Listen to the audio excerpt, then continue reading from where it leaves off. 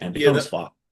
that's what I say to people. I always tell people, I'm like, relax a bit in the off season because when you go to lock in prep, it makes it so much easier because you've had some free food and you've had that, and then you can be like, Yeah, okay, cool, I can put that away for 6 months because I know it's there again in 6 months. If you just stay in technically like prep all year, they start losing it.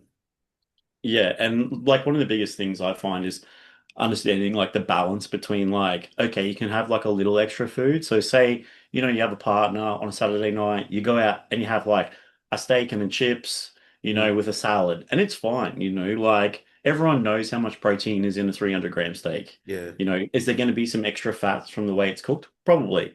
Is it going to allow you to have like a small mental break where, you get a chance to spend time with your partner, you're not restricted into this little bubble that you spend so much time in. And it's like, it just makes prep a lot more tolerable because you're like, I know at the end of this prep, on the weekends, I can have a meal or two during the week, whatever, spend some time with the people that I care about. And then when it comes back to prep, I'm able to like keep it locked down. mm, And it's like, obviously within reason, yeah, like if you're a fat fuck in the off season and you put on 20 kilos that you don't need, you're just making it harder for yeah, yourself. But it's like understanding that like balance of like in prep, you need to be really locked in. And then in the off season, you can have that small bit of flexibility. yeah. It's And fucking, and sometimes just going out, not thinking about it, and that stress release and the cortisol drop, your body handles the food better anyway. yeah, usually, yeah. I find people that are like super locked in, they just don't progress as well. Like there needs to be some sort of like alteration in your diet. You need to eat different foods because you end up fucking your digestion. Yeah. If you're eating chicken and rice and veggies every fucking day for 5 meals a day, by the time you've been doing that for 2 years, your digestion's screwed. Yeah, there's no You diversity. Yeah, you need that diversity in your food. And a lot of guys, when they retire, like Ian Valley is a prime example of this, had terrible digestion, right? All through the time he was a pro.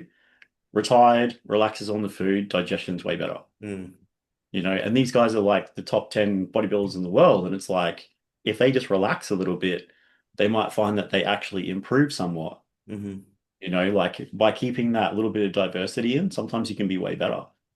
Every time I do a dive, people they're always like, "Oh, there's quite a bit of food in here, like different foods." I'm like, "Yeah, well, you're just eating chicken rice." I'm like, Yeah. you got no colors in your diet, no Yeah. nothing." I'm like, "Fuck me." Where's your fruit and vegetables, bro? Yeah, fruit and veg. That's one thing I hate, man. When you see all the pros for what they're eating and they're not eating any fruit and veg, I'm like, stop doing this because then everyone does that and they're fucking themselves up.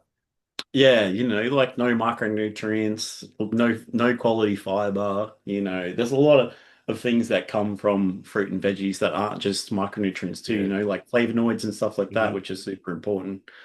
And it's a lot more complicated than people think. Everyone thinks just macros. They're like, oh yeah, as long Yeah. as I'm eating what I'm eating, sweet. But Mm. it's like there's so many layers to nutrition where it's like, yeah, macros and calories fucking matter the way that you look, but it's like all these other things will also benefit you in the way you look and the way you feel. Yeah. So, like it's easy to look good, but it's a lot harder to look good all year and feel good all year.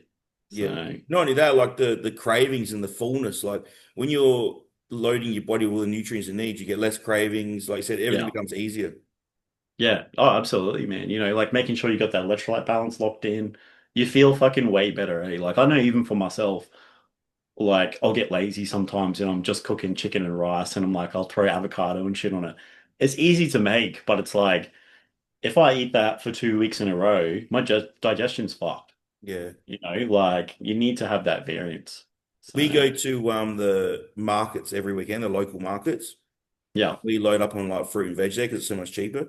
Oh, bro, it's way cheaper and it's Yeah. way fresher too most of the time. It's so good. It's yeah, like I think Dave Hardy posted the other day, like Woolies capsicum was like 14.90 a kilo, and it's like Yeah. fucking $4.50 at the markets. Yeah. Yeah. Yep. And like, so where I live, my family have like a big farm, right? Big small crops farm. So all that sort of stuff, snow peas, capsicums, all that sort of jazz you get from Woolies comes from us. Nice. And I can tell you now that like the difference between the freshness when it leaves and the stuff that like you actually see in the store is completely different. Yeah. Like it's a fair way between those two things. And then the stuff that gets sold as a second is usually better than what is actually in the store, and you can get it from the markets for like 10 cents on the dollar. Yeah. And not only that, but you're also putting more money back to the farmers too, like Yeah. they get to recoup some of that money because most people don't understand how like complicated the like picking system for fruit and veg is, right? Like you have like $1 million scanners and tomatoes will like roll down this thing, big conveyor belt.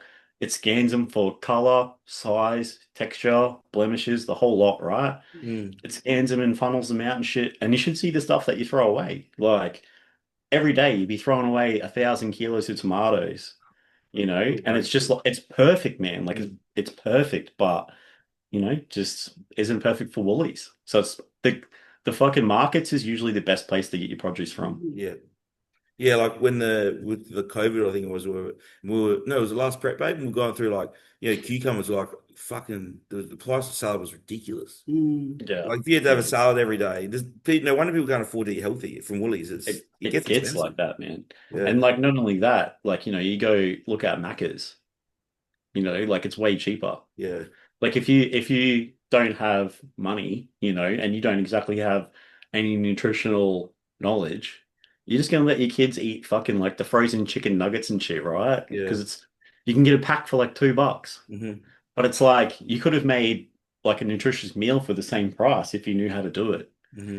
So it's crazy to me, man. It pisses me right That's off. you probably get it as well. The issue a lot of obese people now using Ozempic. There's heaps of micronutrient deficiencies now because when they do eat, they're not eating the right foods, and it's Yeah. So when this stuff like first came on the market, right, I was right. I was all over it because I was like, this shit's going to change the game.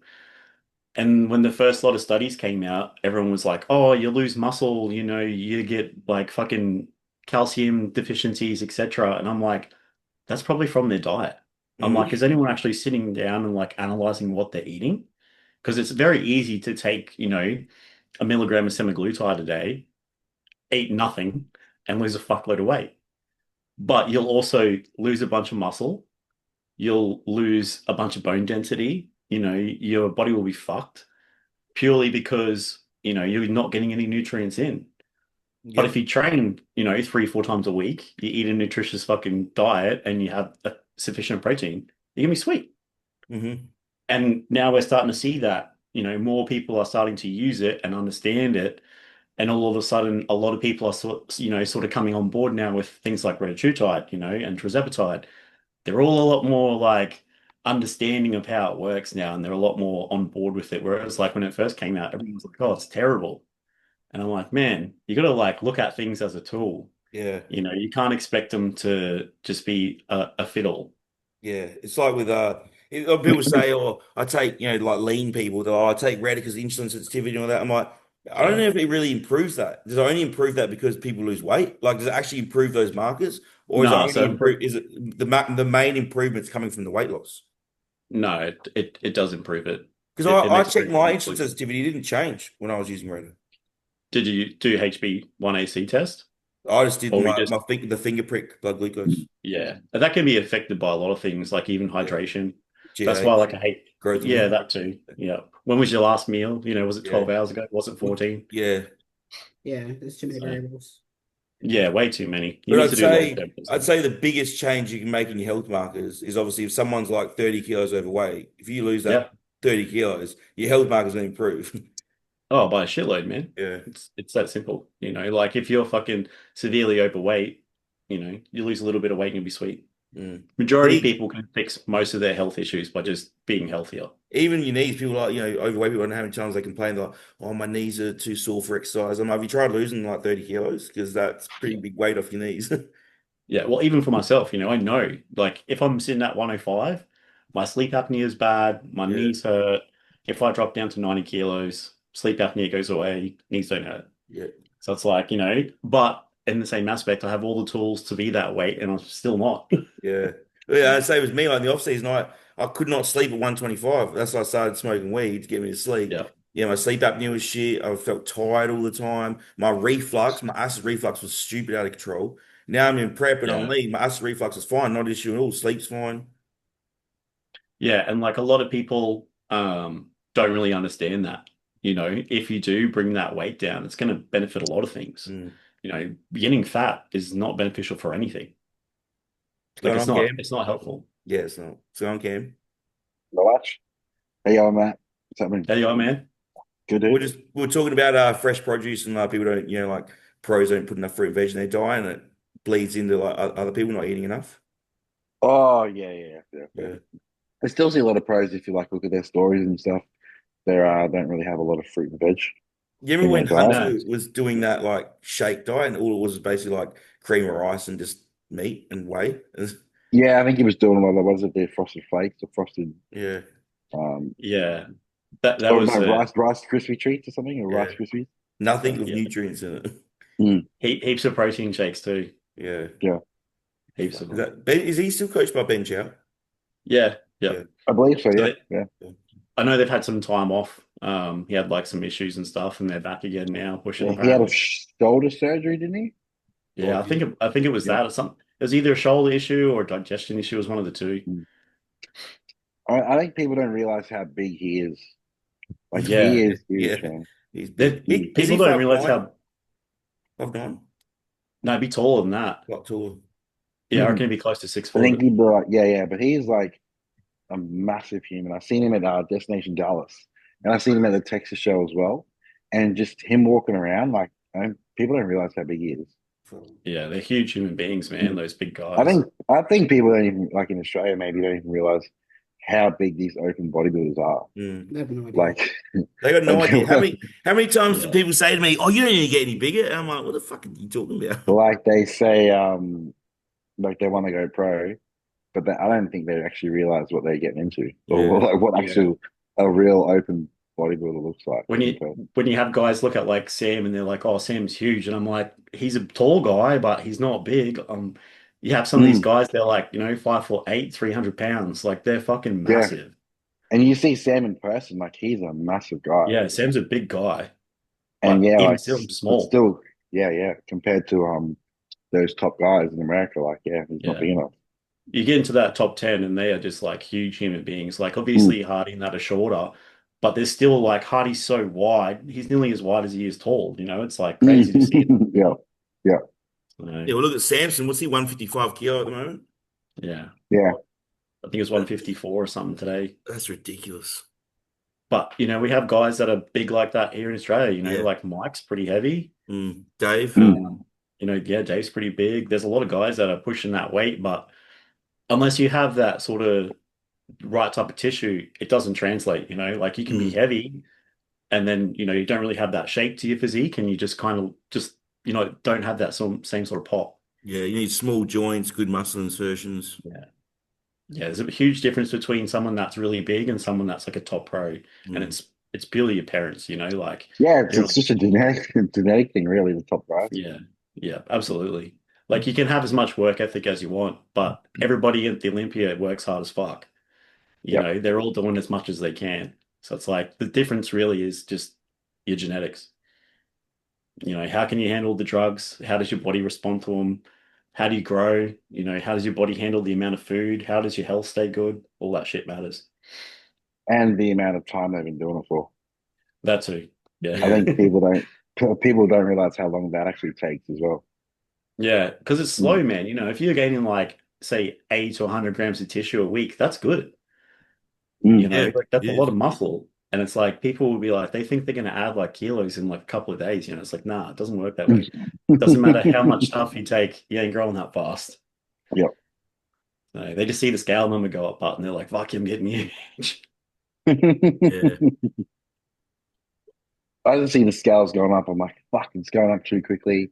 I'm getting fat. Like, this is just going to be unproductive. Yeah, what are you weighing now, Cam? How much have you gained the last 2 weeks? I'm 103.5. Yeah. But I feel pretty good. Like I handling it quite well. So was just nearly like I was averaging about 104 my last off season. So That's pretty good. considerably leaner than I was last time, and holding this weight pretty well. So See, Yeah, it can make a huge difference, eh? Like just keeping that mm. conditioning tighter. Yeah, I'm like, I can still eat too. Like I'm not Yeah. struggling to eat, and I think it's because we took quite a long, like we had a break after the shows, and I was fucking starving. And then like we still even just put a little bit of food in, and like just rode that out for like I think it was nearly maybe like 8 weeks or something. Like first food adjustment, and my weight just kept going up, going up, going up steadily. I was still fucking starving, but there was no reason to put more food in because Yeah, my weight's exactly. going up. So like I just had to cop it.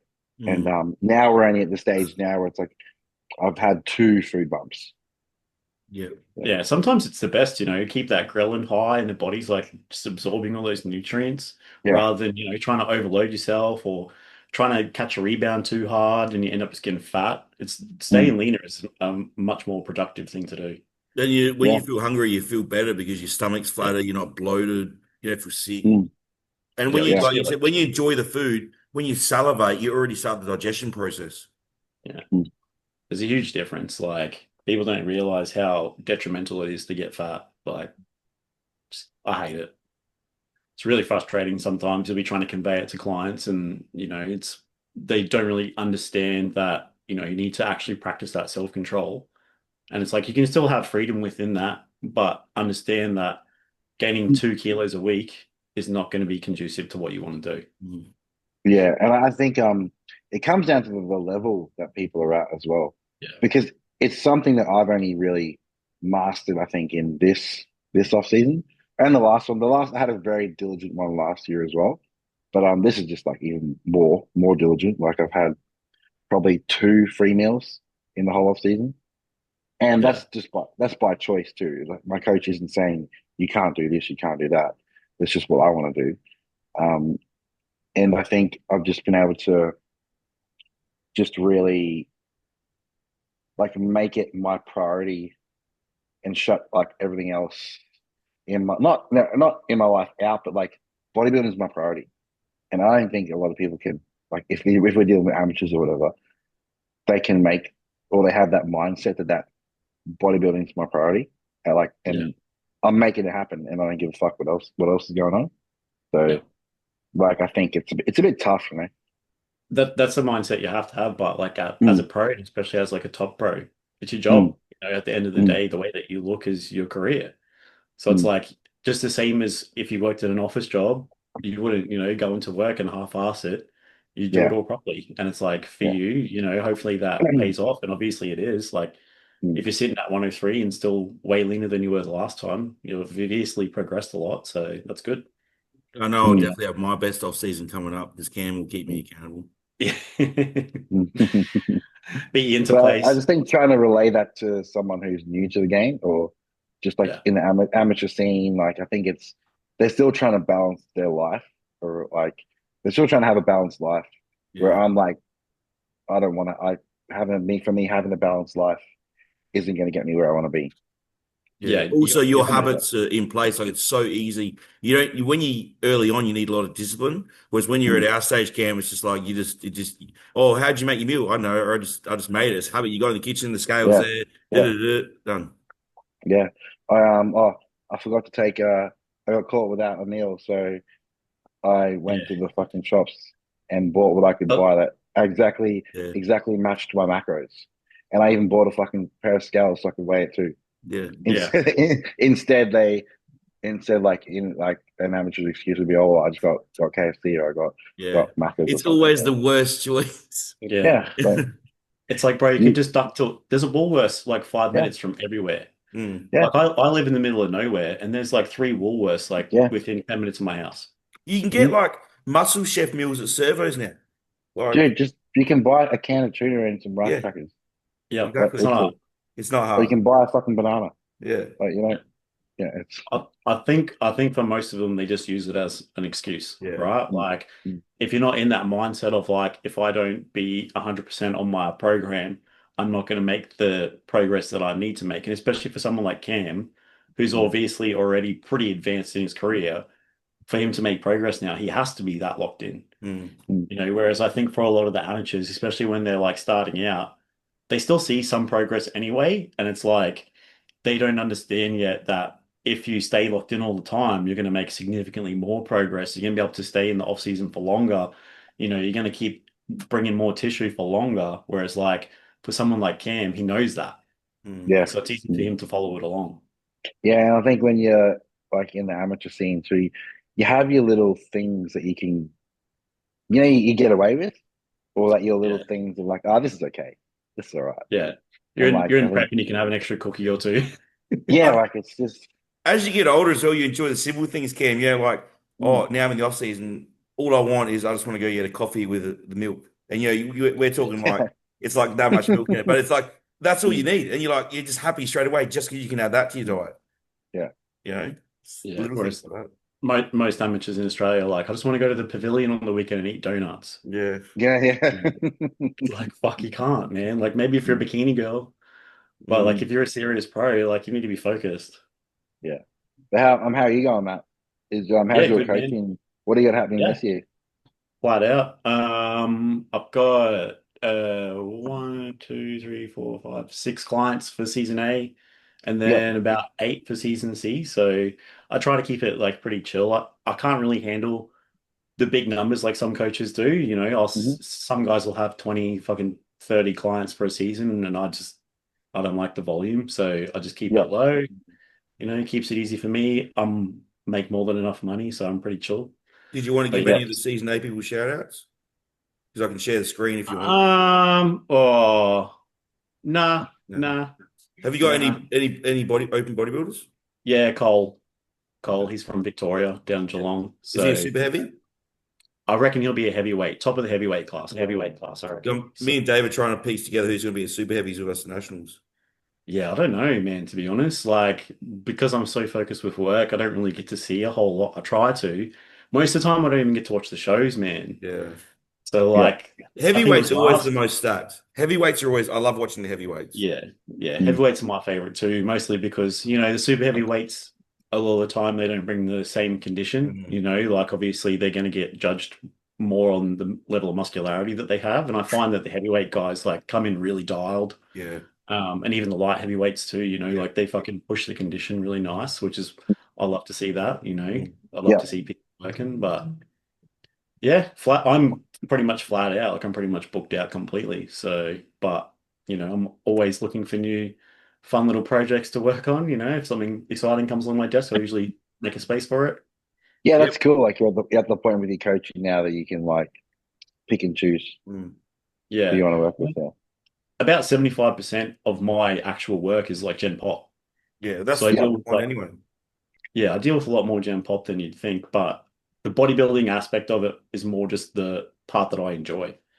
Mm. I more so do that not for profit, more so just for what I want to do.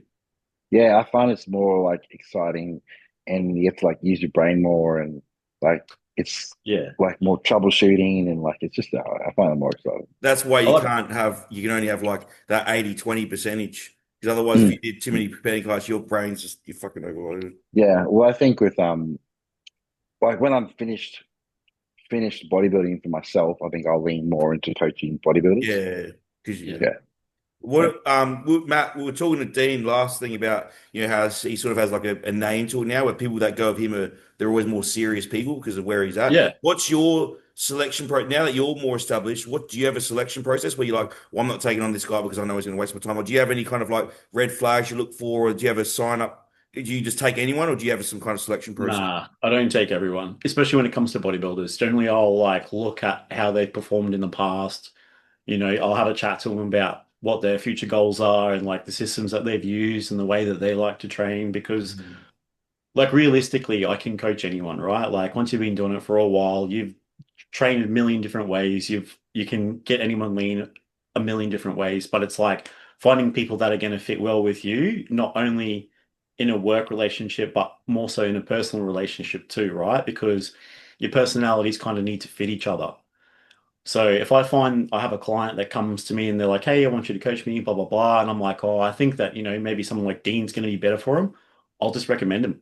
I'll be Yeah. like, "Look, I Mm. think this person's going to be better for you," or maybe they're like a female client, and I'm like, they probably want someone that's going to be more emotional, and I have like a couple of other coaches that I know that are probably going to be better fits for him because like for me, I'm probably more like Dean sort of style of coaching, like a little bit less flexible, or a little bit more like this is what we need to do. This is how we get the job done. So it's hard. Like it's more so person to person rather than like having a set system. I'm a lot more, you'd probably be the same. I'm a lot more empathetic when it comes to lifestyle people. You know, Yeah. I'll let them things a bit slide more because I want them to live. I don't want it to be their life. Whereas competitors, I'm like, you came to me, this is what you said. Are you gonna, like you on your check-ins cameras, are your actions, going towards your goals? Yeah. If you have PEDs in, there's no days off. Yeah. You know, you need to take it seriously. Especially when Yeah. if they want to drink and shit and party on the weekend. I'm like, No, no, no, no. No, no, no. no. One or the other. It's one or the other. Yeah, you're already risking it. You don't need to anymore. And it's Mm. like for me, it's like if you're a competitor and you're taking it seriously, like obviously I coach both natural and enhanced. And it's like if you're an enhanced competitor and you're fucking around on the weekend, I'll I'll happily just go in there and I'll just cancel your account. Yeah. I don't care. Mm-hmm. You know, Yeah, if because you're not going you to don't take want it their health on your conscience. Mm. exactly that. Yeah. You know, like you can but we all know that, you know, you can die from bodybuilding.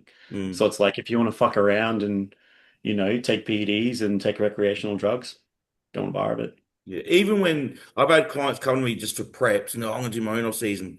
And then like, I've had a guy recently, I mean, I don't know, I'm not gonna relate to PEDs, but like he had a stroke in the off Yeah. season. I'm like, well, who was monitoring your PEDs? How many times do you check your blood pressure? When did you get bloods in the off season? No, I haven't done anything since I left you. I'm like, if you Yeah. don't know what you're doing and you're on PD, like you have a coach. I always tell people if they're asking like random shit questions, I'm like, you shouldn't be doing what you're doing unless you have someone guiding you.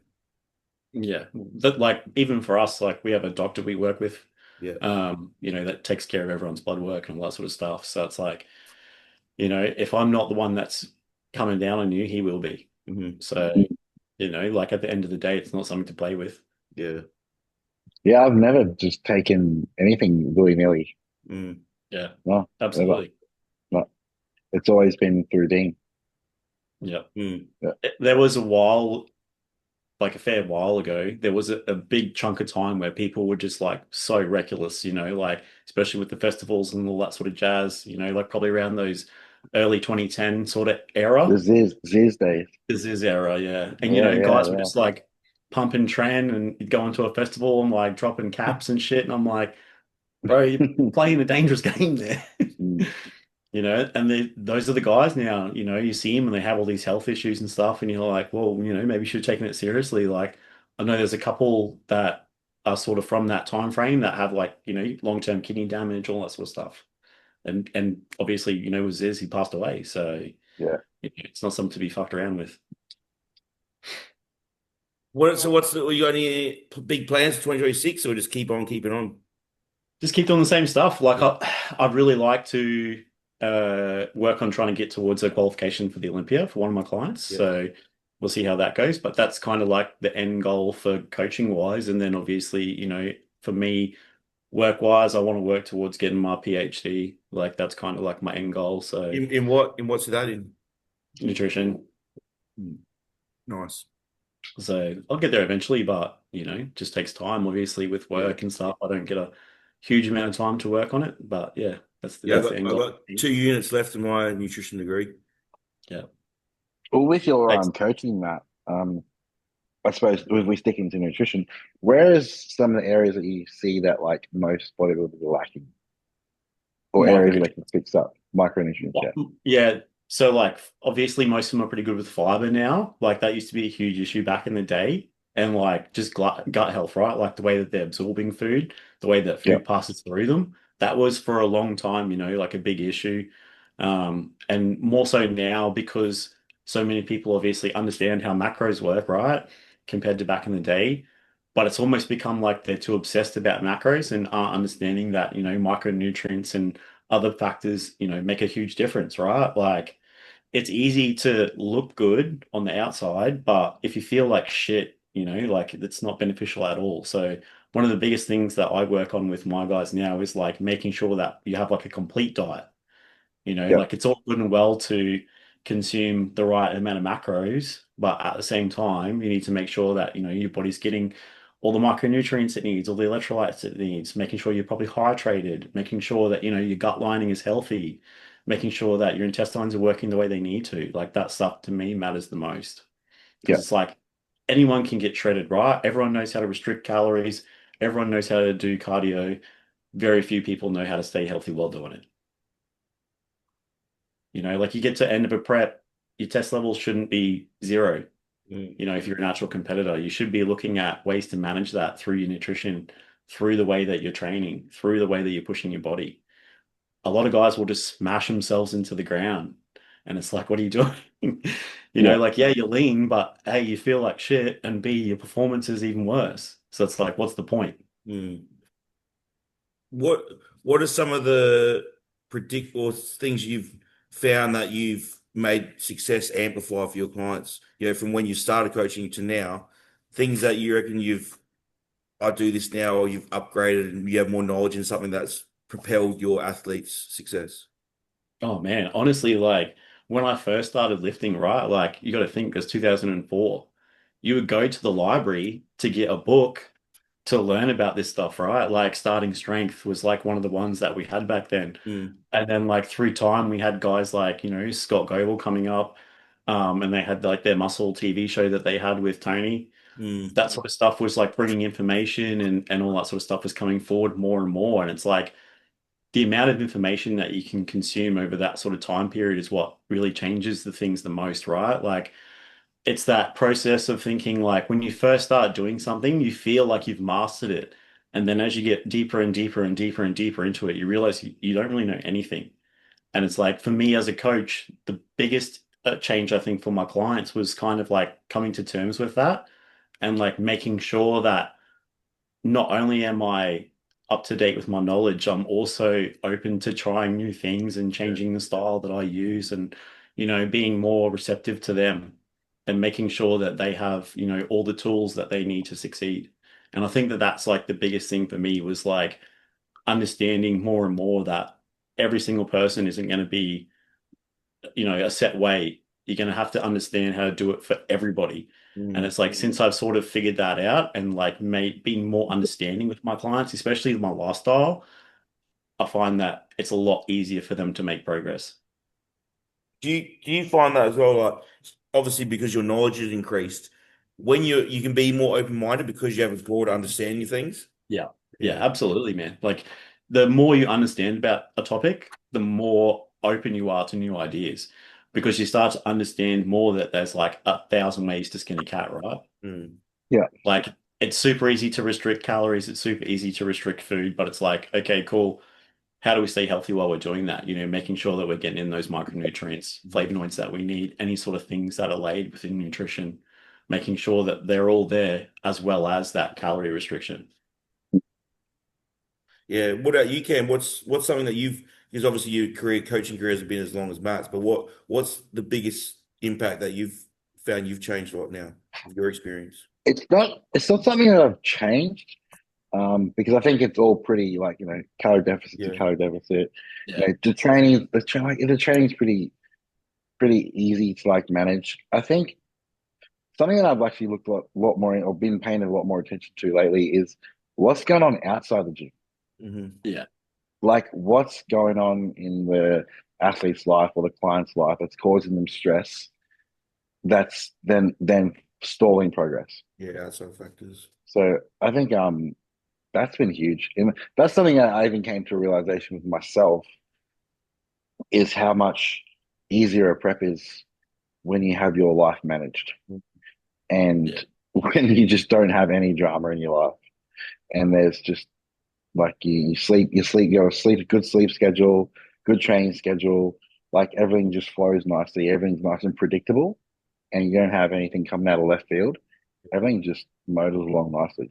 Yeah, yeah, I'd agree for sure. Like that's probably one of the biggest things you can have in a prep that's, really going to drive you is like having that like structured lifestyle, you Mm, know, not having any external stresses like relationship problems or financial problems or yeah, work problems. As much as you can minimize that, the more effective your prep's going to be. And even the off season too, like if you're yeah, someone that's constantly stressed, cortisol's high, you're not hungry, your body doesn't feel good, you don't want to train because like, you go in and the pump isn't there, your sessions don't feel as effective as they should be, your sleep's kind of impacted, and it's like I definitely agree that's one of the probably biggest things that can mm, control a prep. yeah, I reckon one thing I've learned as well, especially working with John Jewett, is it's not always about, like you said you used a good phrase once again. It's not about fat loss, it's physique preparation. Knowing Yeah. when to Yeah. pull back. Like, but early on when I very first started, I didn't know nothing to do with bodybuilding in the bodybuilding world. So I'm gonna do a natural show. I thought it was all just dig, dig, dig. Every week gets harder. That's all you can do is just like it just gets harder. You just got to get fat, but you're actually pulling back is way more productive than you think. Sometimes taking a step back, well, it's not really backwards, but it propels you forward. Keeping yourself fresh keeps your body in a state where it can lose fat better than just being so fatigued. Yeah. Yeah, absolutely. Like even like a refeed meal, right? Like everyone thinks of it from the physical aspect of like, this is going to increase my metabolism. 9 times out of 10, it's not that. It's Mm. the stress relief on your body that shifts that weight. You often always will see that next day, that lowering of cortisol, that flushing of the water, and you're like, all right, cool, we're sweet to go again. So it's like one of Yeah. those things of understanding of like when and how to alter a plan that can make a big difference Mm. because it's Yeah. it's easy to keep pushing it. And guys like Cam, they'll push, like they want to push. They're pro athletes, these like guys like Cam, they love that stuff. And it's like you need to sometimes be that voice and be like, hey, like it's time to like pull back a little bit. Like, if you're just smashing that calorie deficit so hard, you're starting to lose tissue, or maybe the rate of loss isn't there anymore. And it's like, let's just back off for a couple of days, Mm. let the body, rest and heal, and then we can go again. Even lifestyle It, clients, you get them and they're like huge and like they need to lose a lot of weight and you're like that's all you're eating and I have a shake and they're so like malnourished that their body is not even working. They don't realize how shit they feel and you double their food and they actually start losing fat because their body starts working. You know what I mean? They have the energy to get up, do things. I've seen that happen so many times where people just undereat way too little for too long. A big aspect of that too is like they're not eating right, but Yeah. it's like they're not thinking about what they consume. Mhm. They get up in the morning, they go to Macca's, they get a McFrappe. It's Mm. 1,000 calories. Yeah. They eat that half of a Krispy Kreme that's in the office, 200 calories. Mm. It's Yeah. all these little things that they won't have when they have like a more regimented diet because they're thinking about what they're putting into their body because they feel full, right? And it's like if you're eating, 3 or 4 meals of like vegetables and fruit and meat, you're going to feel really full all the time. So you're not going to reach for that calorie dense shit that you normally would. If you've eaten breakfast at home, you've had oats and some berries and shit, you're not going to hit the drive-through on the way to work. Like those are Mm. the things that I find more beneficial because it's like at the end of the day, if you're in a calorie deficit, you're going to lose weight. Yeah. It doesn't matter how low your, thyroid hormones are, you're going to lose weight if you're not eating enough food. So it's like those people are obviously consuming calories, but from where you have to find out. And Yeah. it's That's usually where my drinking. mind goes as well. Yeah, Yeah. like we Yeah. were talking about before, Can came on, Matt. If your diet's micronutrient dense, you have way less cravings. Oh yeah, absolutely. Like if your electrolytes are good, you're smashing your macros, you're getting in a good volume of food, as well as also making sure you're getting in your insoluble fiber, etc. You're not really going to get cravings, because if you're hungry for something sweet, you can have strawberries. You can have like a huge bowl Yeah, of strawberries. There's like nearly no calories in it. If you're craving something that's salty, salt your food. There's plenty of things that you can add to your food that will add the flavors that you want without adding the calories that you don't want. So a lot of it comes down to knowledge. And it's Yeah. like one of the biggest issues that we have now, especially in Australia, is like there is no food knowledge in our education system whatsoever. That's something that Like I've spoke about before too. I think yeah, like why don't they teach that in school? it's just not in the curriculum. You got to take it up with your local member and push for it. And Yeah. it's like Yeah. some schools will teach that stuff, like if you're learning home ec in high school. Um, but most of the time they don't, like maybe if you're doing a phys ed class in high school and you do like Cert 3, Cert 4, they might touch on it like lightly. Yeah. But they don't explain to kids that, if you pick up a normal potato or you pick up a spudlight potato, they look the same, but they're completely different, right? There's Yeah. 30% less carbs in one. Or if you mm, Mm. pick up a Coke Zero versus a full Coke, it's a huge difference. And that's all you need to Mm. change most of the time is just make these little Yeah. swaps. And all of a sudden you Or see even just progress. understanding carbohydrates and like Oh yeah. like a carb, a protein, and a fat. Like Mhm. Yeah. understanding the calories that they come along with them and like where they're all. It's like a life. It's a life skill that should be taught in Yeah. school. Mm. I agree. It should be mandatory in school. So things, basic things like life skills, right? Generally, back in the day, were taught by parents. So Yeah. things like how to balance a budget, how to file a tax return, how to eat food properly, all those sort of things were taught by your parents. Like I can use my wife for an example, right?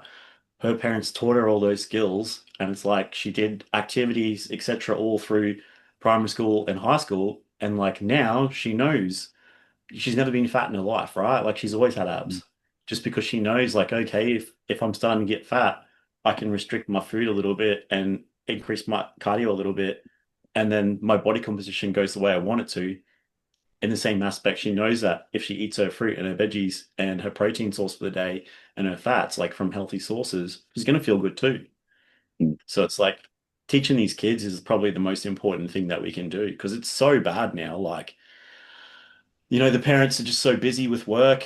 They're just grabbing whatever's the easiest thing for them because, like, obviously, cost of living now is pretty extreme for most people. So, they're just grabbing whatever's the fastest and whatever's the easiest. And most of the time, that's out of a packet or takeaway or something like that. And And what's that's what the cheap. kids learn. Mm. Yeah. Yeah. And that's just what they learn, like you see these kids and they're like, they couldn't even be in school yet, they'd be like 4 or 5 years old and they'd be morbidly obese. Mm. Yeah. Like it's We need, Plus, childish. have you plus seen what? capsicums are fucking $15 a kilo. So Yeah. Yeah. Well, we spoke, Not in the we spoke it's about markets, it Cam. expensive, before. man. Not in the markets. Yeah. I So, paid $4, $4.90. Really? Oh, really? Fuck. I was gonna so miss. We left and like, fuck. We should have sent a picture to Dave. Ah. And like we need to take a page out of Japanese schools. They have nutritionists in every yeah. school. Meals are Mm. cooked fresh, man. Yeah, we have no. What do you learn at school these days? Fuck all. What you actually need in life. Yeah. But yeah, they do have different setup over there. Same with Yeah. like the UK. They were providing meals, and the same with the US, providing meals for their Yeah. students. And that's why you had that huge movement with Jamie Oliver, because the food that they were given to these kids was dog shit. Maybe that's what I'll do when we retire. When you get your PhD, you go do the you go do the The school job talks. overseas, do Japan, just do work as a Mm. nutritionist at school. Yeah, dream. I love So, Japan. If I didn't bodybuild, I'd live there. it's actually great for bodybuilding too. Yeah, but just like getting the drugs. Well, PED is illegal. Yeah, like yeah. For personal use, they're legal. Oh, are they? Same as the UK. Oh, I didn't realize they're legal in Japan for personal use. So if Yeah, you so get them online or something, it's syringes that are illegal to possess in Japan. So you can go over there with a vial of test, but if you have the fucking pin, you're gonna get in trouble. where do you get the syringes on Amazon? I guess so, yeah. The cops raid your house. They leave all the vials. They take all your syringes. You know, Yeah. But it's same within the UK, like UK, it's legal for personal possession. yeah, which is it should be that here. Yeah, they have testing facilities and stuff there. We had them here for a little while. Mm. We had some issues with the government obviously closing them down, but Yeah. it's that sort of stuff that programs that can change lives, like if you're a female competitor, and that what you're taking is what it's supposed to be, you can potentially save someone from a lot of damage. So You're right though with when you're talking before about the 1,000-calorie frappe and the donut. So many lifestyle people are coached, and it's like, I want you to start learning how to track. I've got an ebook so you can understand macros, and it's like the first week they messaged me. I didn't realize just adding my sauce, I'm adding 100 calories. I'm like, yeah, Yeah. like Dude. they don't understand how easy Yeah. it is to add calories. I used to go through the Macca's drive-through every morning before work when I was a tradie, before I was doing bodybuilding, and I used to get a full cream coffee, like a large full cream coffee with and a banana bread. Yeah. Every day. That was Good choice, though. Good choice. That was my favorite. Well, but if it's within your macros, it's 700 fine. calories there, right? Mm. Yeah. It's fucking crazy. And it's easy to do, like you grab like a handful of nuts, right? And you think about how many calories are in like a little handful of nuts and you just like throw it in your mouth. Yeah. These Salted days, there's cashews like and shit. 10 million recipes for like low calorie, high protein banana bread. Yeah. Okay. Well, a like even for me, like within the app that I have for clients, there's 200 pages of recipe books in there. You Mm. know, like everything's low calorie, everything's like easy for them to have, and they still, struggle. No. So it's like, one of those things that it just takes time most of the time for them to see those changes and then actually implement them into their real life because you got to build those habits, right? Like you use Yeah. someone like us, for an example. You've been learning it for 30 years. You can't just like undo that in like a week or two. It's going to take maybe 12 No, weeks, maybe no. 52 weeks. Yeah. It takes a long time, and it's like you got to keep reminding those people like, hey, like we're not making like perfect progress right now, but if we continue to make progression, eventually we'll get to a point where, you can live like Cam and understand that these are the foods that I have to eat. I can have some little flexibility within that, but it's like if I want to have this end goal, I have to stay within that. So, sometimes it just takes time. I mean, like you're saying, time. People still think cholesterol from eggs is bad. And I don't know Yeah. how many guys have got at work that still be like, "Oh, you getting ready for a show?" I say, "What do you just like cut out all sugars?" And I'm like, "God, Mm. how behind are you with the times?" Just thinking But they still think cutting out sugar, and they think like, "Oh, I have rice now instead of like I don't know something that's more sugar based." I'm like, "It's still fucking glucose." I'm like, "It's the same yeah, fucking thing." Do you understand that? They're like, "Yeah, but it's rice." I'm like, "It's still fucking glucose," and they think it's different. chicken and broccoli. Yeah. Yeah. And that's a big thing too for tradies. Like they're just like obviously I'm a tradie myself, right? Like I come from a FIFO background, but it's like they're just so uneducated. Like not even just around like food consumption, but like alcohol consumption. I know guys that, I used to work FIFO with that are dead now because they drank themselves to death. And it's like the amount of calories that you're getting within that and the amount of damage that it's doing to your body is significant. And Yeah. it's like you look at it and you're like, oh, it's just a glass of wine, but it's like if you have a glass of wine every night, it's 7 glasses a week. That's a lot of calories over the week. And it's like, from a health standpoint, it might not be, so bad for you. It's kind of like here nor there. But from a calorie standpoint, that's a lot of calories that come in with no nutrients whatsoever. So it's like maybe half that, all of a sudden you're losing weight again. And it's like those little Mm. changes sometimes are what really can make the biggest changes to them long term. Mm. What's some clients that you take on? Are you like surprised how much they pick up within like a couple of weeks? Where they're like, you're like, "Oh, I didn't think get this fast so quick." They're already like reading macros, doing their own meals. You're like, "Good work, you've actually put in effort." Do you get a lot of clients like that? I can tell the difference between how badly someone wants to change their life in the first 4 weeks of coaching. And it's not so much what they're doing, it's more so what they're asking me. Hmm. They're like, Yeah. what is this? They want to know like how and why instead of just me giving them a program and they're just like, yeah, cool. Yeah. You can I've tell got by the amount of detail they give in their feedback. Yeah, even that check-ins, right? Yeah. Like Yeah. for Christmas, I had like an award for Unholy Gainz where I gave away free coaching to one of our clients just because their check-ins was so good. Every week, there's like multiple questions. They give really high detail. Everything is filled in, and it just makes your job as a coach way easier. But not only that, it just shows that you actually want that. And 9 times out of 10, that action of showing that you want it aligns with the goal. And it's like that person in particular has made really great progress really quickly. And it's like they will most likely end up competing in the wellness show next year. And it's like they came from a position where they were just sort of training for fun. And it's like, hey, I'm like, you have good genetics, you have good systems in place, and it's like you've been training for a long time. And it's like, you can potentially move into this if you want to. And it's purely because they care. Mm. They want the result. So it's like it's a lot faster to get progress if you actually do what you're supposed to do, which, seems incredibly easy to see, but sadly most people just can't pick it up. It's like if you want X, you have to do Y. And it's like you can't have them without each other. Mhm. So, like yeah, it's usually pretty easy for me to pick up on the differences between clients, but I'll be honest, like most of mine are pretty good. I'd say, probably 95% of them work really, really hard. And you see that, like I've got some clients that have lost nearly 100 kilos. Ah, I've got Yeah. guys that were like young guys. I got a young guy that is actually my assistant coach now, Geordie, who was, pushing 200 kilos and drinking every weekend. And now, he's not the best genetically. And obviously he has some restrictions due to his previous weight, but like the guy stepped on stage, Yeah. like that was his goal. And it's like he got into bodybuilding because of, Luke Sando and Fuad's podcast back in the day. And, he would watch it and he was like, all right, that's how I'll lose the weight. And he lost a lot of it through COVID, and he, progressed further and further. And it's like, it's so easy to see, right? Like when these guys are going to make great progress because they want it. Mm.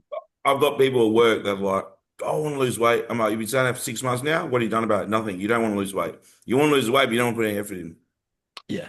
Mm. And those are the ones that usually come and go pretty quickly. Yeah, it's more the ones like they want to lose the weight, but they don't want to change their Yeah. habits. Well, they want to they're just looking. keep doing the same thing, but they want to keep living their life the same way they have, which led them to put on the weight. Some people I And they find also don't have want to change anxiety. Like they think Yeah. that they're gonna be starving the whole time. Oh, you're gonna be eating nothing. I'm gonna be doing cardio. I'm like, "Hey, have you ever had a coach? You don't even know. And half Yeah, the time they're eating more because they actually got vegetables and fruit. And they're like, oh, I'm so full. I'm not even doing cardio. The weight's dropping off. I'm like, yeah, it's not as hard as you thought, was it? They build up this anxiety in their head that's gonna be so fucking hard. Yeah, there's usually one of the two. It's either they've never had a coach and they don't understand, or they're looking for a magic pill. Yeah. yeah. Redder. Yeah. Oh man, Or the amount of they times I've done that. they Just want the just cheat take. meal. Like, Yeah, oh, when can we have cheat meals? I'm like, yeah. It's been your two whole weeks. fucking your Mm. whole Cheat life's meal. been a fucking cheat meal. Yeah. You don't need a cheat meal. Yeah, and Yeah. that's one of the worst things with like the Reddit tribe now. It's all over Instagram, and that's one of the first questions they ask me. What do you think of this? And I'm like, how about we just do some cardio and eat, less McDonald's Mm. first, and then, if you need that in the future, like we can look at some sort of options for you. I bet you if you got vials made and just put liquid in it, like saline water or something, just wrote calorie, called the drug like CD for calorie deficit, said this shit is fucking good, and just gave people that and told them it's a new weight loss drug. They'd probably just take it and be like, yeah, I'm gonna lose weight, and they probably when they lock in because they're taking something, oh, I'll eat my meals because I'm on that stuff. That probably Plus, work. placebo effect is very Yeah, much a real thing. placebo. Yeah, yeah. But it's, at the end of the day, I would say 90% of the people that use a GLP-1 to lose weight could probably do it on their own anyway. There's obviously some of those ones that have cognitive eating addictions that do Mm. need stuff like that. But most of the time, man, you can do it without it. But it certainly makes it a fuckload easier. Yeah. So, Have you used it yourself? Have you tried it yourself? Or yeah, yeah. yeah, yeah, So, Yeah, tell um, us your experience. so Megs has used it before for prep. yep. Back at the very first time when they released semaglutide at like 250 micrograms a week, made a huge difference to it's the more so the food noise. Yeah. When you're in prep and you're getting close to the end and you fucking just want to sit on the kitchen floor and eat a tomato and cry, it's kind of like that, but just Mm. takes that away, Yeah. or like you're able to work all day again because you're not constantly like, when's my next meal? When's my next meal? When's my next meal? You start to run into issues when they escalate the dose. Like if you're starting at a dose that's, safe for you to use, it's fine. That might be 250 micrograms, that might be 500 micrograms. When you start escalating that dose to 5 milligrams, that's when people start to see the issues, right? Like the bone density loss and tissue loss, because they're just not able to eat at all. And the problem is for most of them is obviously they don't have that education around food. They're just consuming liquid calories because, you don't feel like eating any food because you feel so nauseous because you're on such a high dose. That's when it becomes, not beneficial at all. And that's why I Yeah, so always you're say, malnourished. Yeah, exactly. And that's yeah, why I say to people, the dose is usually the poison, right? Like a little bit of ibuprofen's fine. You take a whole box of ibuprofen and you go into the hospital. So, it's that sort of thing. Like I think that it works great. There's things that you need to understand about it. Like red tride can be great in the off season if you are someone that has like bad glucose control, bad appetite control, bad lipid profile, it can improve those as well, or even bad kidney numbers too. It does work quite well with that. But yeah, like it's an effective tool at the end of the day. It's just another tool in the toolbox. It's like it works, but if it's misused, it'll fuck you up. Yeah, it worked way too well for me. I Yeah, tried it. Yeah, I tried it pre-prep, like I don't know, probably like 16 weeks ago now. It's before nationals, just to see what it was like, just so I know my clients. I did zero point 0.5 Retta a week, so yeah, way below the 2 meg. I'm mostly 0.5 a week. Fucking crashed my appetite. After yeah, 6 weeks, I stopped. I couldn't even eat my meals. Even now, it's been ages. I still my appetite. I get full so quick. yeah. Doesn't take much, and Like, that's the biggest yeah. problem. I don't even take it. Like, it's been 16 weeks off of it, and it's still affecting me. Yeah. It's Like weird. when guys take it at the end of prep, like if you saw at the Olympia, a couple of guys like miss their peaks, right? They look real flat. Yeah. You can't get full. Yeah, you can't. That like food motility just slows right down, and you just like the best way to explain it to you is like when you're like half full and you kind of have that like you like feel hard, but the muscle isn't like pressed right up against the Mm. skin. It's like that, and it's like you can just never get past that point. I had a client that we used it, and it was like we couldn't get full no matter what we did. And it's like he just went to that point where he was like sort of full and then just looks built over. Yeah. And it's like you kind of got to take it out a couple of weeks prior to stepping on stage just to allow that to clear out and Yeah. then your body Yeah, to that return. was my next question. Yeah, did you pull it out early enough or not? 2 weeks usually works pretty well. Yeah. Yeah. About 10 to 14 days usually works pretty well to clear it out. And like you should be lean at that point anyway, like you should be by 2 weeks out looking at, making adjustments and cruising into the show, not trying to push the diet hard. You Yeah. should be taking cardio out. You should be taking growth hormone if you need to out. You should be making adjustments to make the physique look less tired rather than, fucking foot on the gas still all the way through. I'm struggling with this meal. I'm struggling. When are you competing next, Andrew? In 13 weeks. Are you doing season A? It's on Easter Sunday. You believe that? Yeah. Yeah, I Yeah, could. and the problem is all venues have been determined bar Adelaide. So I don't know if it's going to be in the normal one or Brighton like it was. Have you been to Adelaide? Me? You've been here, yeah, of course you have. Yeah. So Cam's never been to Adelaide, so it'd be interesting to see what Cam's like. Where's the city? But we just drove through Yeah. it. Oh, Because it's I'll gonna pick him up sound from the airport. I'll be like, drive through the city, I'll show you. And then we'll be at my house. I'll be like, where was the city? I'm like, we drove through it. when I came down there, man, it was like eye opener, eh? Like we caught a flight down from Brizzy and it was like it must have been the cheapest flight of the day. It was packed, like full. Could not get any fuller. And it was just chaos, eh? Like people were fucking just sticking their bags anywhere on the plane and Oh, just I like hate that. when you're about to land and the plane hasn't really touched the tarmac yet. And everyone's getting their bags out. Half the plane were up and they're like grabbing their bags and like the hostie's like, sit down, sit down. And they just ignored her. And I'm like, what is this place? Mm. It's crazy down Yeah, there. It's it's definitely like heaps smaller than Queensland, eh? bro, it's tiny. Yeah. Like Adelaide's like the size of the town I live in, and I live in like a little town. Like what I would consider a little town anyway. Yeah, Yeah, where are you we based? was that? I'm in Bundaberg, so I used to be Brisbane and Oh, then we yeah. moved up Yeah. here. Yeah, Yeah. right. So my family's got like a How far is farm, Bundaberg from Brisbane?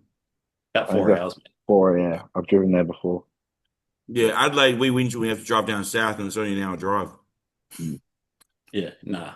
Here it's like huge, man. Well, you don't have anything in, Adelaide. There's like one place, Yeah. you know, like Bundaberg's South. very flat. Yeah, man, flat as hell. There's one Adelaide's hill. flat, except for the hills. Oh Adelaide no, hills. there's one single hill in the whole town. Insane.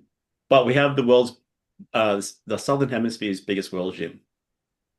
So it's got like a full boxing ring in it, indoor pool, rock climbing wall, the whole lot. It's fucking Yeah, what machines do they have there? nothing fancy. It's all standard world gym fit out. Yeah, okay, yeah. Yeah. There's no there's some cool pieces, but yeah, it's not like, like a premier gym where like you'd be excited to train. Yeah. It's good for normal people. They're like, it's so like when clients come up here to visit, they're like, it's so big. And I'm like, yeah, it's huge, but it's like Mm. when you get deeper into bodybuilding, you start to understand there's like pieces of equipment that are just way nicer. Mm. Yeah. You know, like there's no flex pieces here. You know, the Cybex stuff is new stuff, and none of it's good.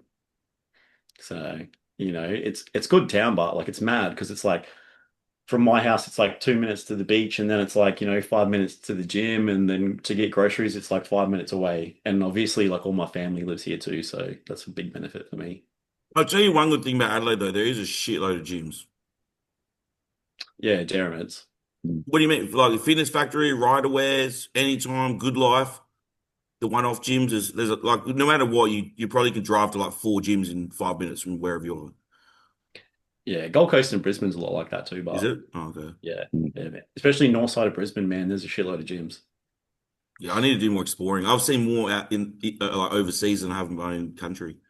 Yeah, it gets like that, eh? Yeah, I've been to Queensland once when it was Nationals was there. Yeah. Mm. Back in the Sleeman Centre. Yeah, in the Stadium Centre. Yeah. I stayed in Kangaroo Point near the Yeah, Gabba. Yeah, yeah. That's my favorite venue, Sleeman. is it? Yeah, I It just was like good that. there. I did like it there. Yeah, there's I like like it's an auditorium. Yeah, I like the seating setup. I like the tropical vibe of Queensland as well. Yeah, well, bro, well, I live on the Barrier Reef, so like the bottom of the Barrier Reef starts right off Bundaberg. So it's like it's not crazy tropical here, but from here further north, it starts getting super Yeah, tropical. but fucking here is all fucking dead grass. Yeah, Cam, you see it. You go to any suburb that doesn't have money, and it's just everything's dead. Everything's just dead. There's brown grass, brown trees, looks shit. Everything's dead. Then you go into good suburbs. They got irrigation. They spend the money on the water. But yeah, it's a lot. It's just crap. What's the weather like there in LA? Oh, it's gonna be like 40 degrees every day this week. it's I'm hot and sure it's, dry. it's it's not humid though, eh? It's No, it's dry, dry, dry. real dry. Yeah, Like that's all it's right. I literally can like a sauna. When it's those hot days, you breathe like this, then it burns your nostrils. yeah, I can handle that. Man, like this humidity in Queensland is disgusting. Yeah, It's that's the hot. thing that sucks about it. It's like Yeah, yeah, Thailand. yeah. Yeah, like we just come back from Cairns and it's like so hot up there. I was Mm. fucking melting. The second you go outside of the hotel, I'm just like dripping It sweat off just me like it crazy. just consumes you. Yeah, I'd hate to be Yeah. big and be up there. Like, I don't even think it'd be really comfortable at all. Like, you know, if you're like a bodybuilder sized guy, you'd be struggling. When you come down here, Cam, it should be a little bit cooler, maybe like mid 20s, low 20s. Yeah, cool. Yeah, it'll be in like end of March, isn't it? Or start of Yeah. April. Yeah. It was like, because that's when I went down there and it was like, we stayed in an Airbnb and I was like, fuck, this is like a crackhead crack town. It was so dodgy looking. But yeah, it was not too bad. Like heaps of like Indian restaurants and shit around. Like as soon as we got back to the Airbnb, Josh had fucking like three full family sized Indian meals there ready for him to Yeah. eat. Well, Hey, they're a you good way can't to get the stop, runs. bro. You can't stop that. Oh no, it doesn't infect him. He No. just eats. Where'd you stay? What area? What suburb? I can't even remember to be honest. It was near the venue. Oh, near the venue, so Like near the probably city. yeah, like near like the Ryder and Derriman's gym. The right away near on like Findon Road, Findon Way, Kind of like back from towards there, I the think. yeah towards the airport way. Yeah, sort Yeah, of. okay, yeah. But it was like sketchy ass. We're talking to the Uber driver and we're like, is this like a rough neighborhood? And he's like, oh no, this is a good neighborhood. And I'm like, bro, I'm like, you know, every second house you go past has like cars on chocks and shit. And I'm like, don't know about Cam will like Adelaide when he stays in my area because I'm actually in a nice area. that. Yeah, yeah. Like they put the bows up on this, those trees for Christmas and stuff. And I'm like literally like 2 minutes to the city. Yeah, Oh, cool. that's good, eh? Yeah. That's like They- my old you, place was like that. but when I drive down Dave's, you'll see the shit suburbs, Cam. Because you have to go through all the shit to go to Dave's house. Yeah. Yeah. Is Derrimut staying open or what's the go with that? Well, I heard the NRL guy bought it. That owns that luxury car thing. Yeah, I heard some stuff about that. I was like, I don't hopefully really they train there do. anymore. Yeah, hopefully they stay open, you know, like it's a big gap in the market for Adelaide. Like, you know, that's three-quarters of their gym. So We need it because already, since the issues with Derrimut's happening, all the other gyms are getting packed. I try to avoid it, and everyone's now you go back to Derrimut's, and it's quiet again. And maybe I need to come back here now because it's like half the people there. Because before you couldn't even get car parks, cameras. Are they opening up a new right away gym? Did I Yeah, see? Bram Lodge. Yeah. It's like 10 minutes off, 10, 15 minutes from me. Yeah, cool. It's going to be the biggest one in SA. So Yeah, man. That'd be good. they've leveled out an old gym. It used to be the lodge. Bodybuilders actually used to train there. But they've leveled it all out now, got rid of the asbestos roof. It's all just like clean dirt, ready to go. I think they're going to start construction soon. Oh, okay. So it's not even built yet. Yeah, it's going to be a brand new building. Yeah. Oh, yeah. I've added cucumber to this beetroot meal. It's way better. The beetroot and chicken was, I don't know, needed something else. Pineapple's always good. No, that's calories though. Oh, yeah. Spud. I normally will do like pickles, Spud Light, a little bit of beetroot, then maybe like some cucumber and like just something else that'll fit in there. Usually like fried pineapple. It tastes fucking amazing. I'll make them all the time. Smash like my chicken and stuff into it. Yeah, the cucumber goes heaps well with the beetroot. It just makes it heaps fresher. Yeah, it'd be real refreshing. Yeah. Yeah. Yeah. Like that's the funny thing, right? Like when most people think about a diet, they would never think about nice food like that. They're like, diet food tastes terrible. And it's like, that's because it's not coated in fat and sugar. Like they want to always have that like food that comes from just crap. It's like, bro, you can eat such nutritious, filling food and lose weight. And it's like trying to explain that to people is just an insane process, eh? Like I know, because this is so filling. it's good, eh? Yeah, I remember my mum, they used to love pork crackling. Yeah. I used to be able to eat so much of it. And now, since I've started bodybuilding so lean, that was a couple of years ago, I went to eat like pork belly somewhere at a restaurant. I couldn't even eat it. It's just, I can't eat those fatty meats anymore. Like a lot You of them can like get sick so ever, quick. You can feel it. ever since I've like been like eating like a low fat diet, you can feel the fats on your lips and shit now. Yeah. Like you Yeah. can. It feels heavy in your stomach. Like you can literally feel it slowing down your Yeah, digestion. yeah. Because what do Which you is eat? something I Like, would never have paid attention to before. If you were eating KFC or something, it would just be normal. But now if you eat something like that or something that's really like fatty or oily, you can like feel the fat in your mouth or like the oil in your mouth. And you almost feel your mood change. Like you feel shit. Like, you're like, oh, oh, I shouldn't have afterwards, ate yeah. that. Yeah. You feel real slow, real sluggish. You're like, ugh. Mm. Because how many grams of fat will you have, Cam? Like 50 or so? Yeah, 50. Yeah. Yeah, pretty Well, standard. 50 on training days and rest days are 100. Oh, yeah. But Yeah. my carbohydrates are way down. I was going to say you used to do like a carb cycle. Yeah. Yeah. Yeah. What's the highest you'd ever go with fats? Me? Well, yeah, with like clients and that. It depends on the client, man. Some guys need a lot.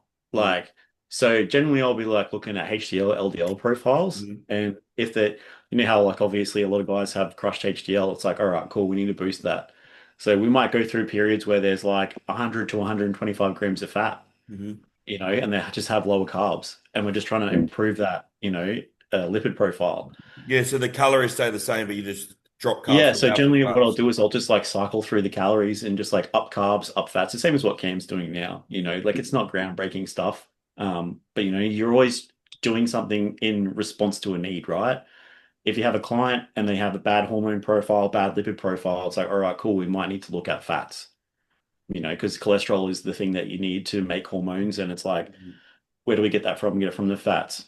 If you've got a terrible, lipid profile, what do we need? We need more healthy fats. So, it's generally more so done to response to a need rather than just being like, let's just have this amount of fat, But Yeah. most of my guys will be like Cam. I'm generally like a low fat, high carb, moderate protein kind of coach. It just works Yeah. well. Obviously, naturals, you run higher saturated fats for testosterone Yeah. and that. Yeah. So like I've got a few guys that are like natties and they get pretty lean.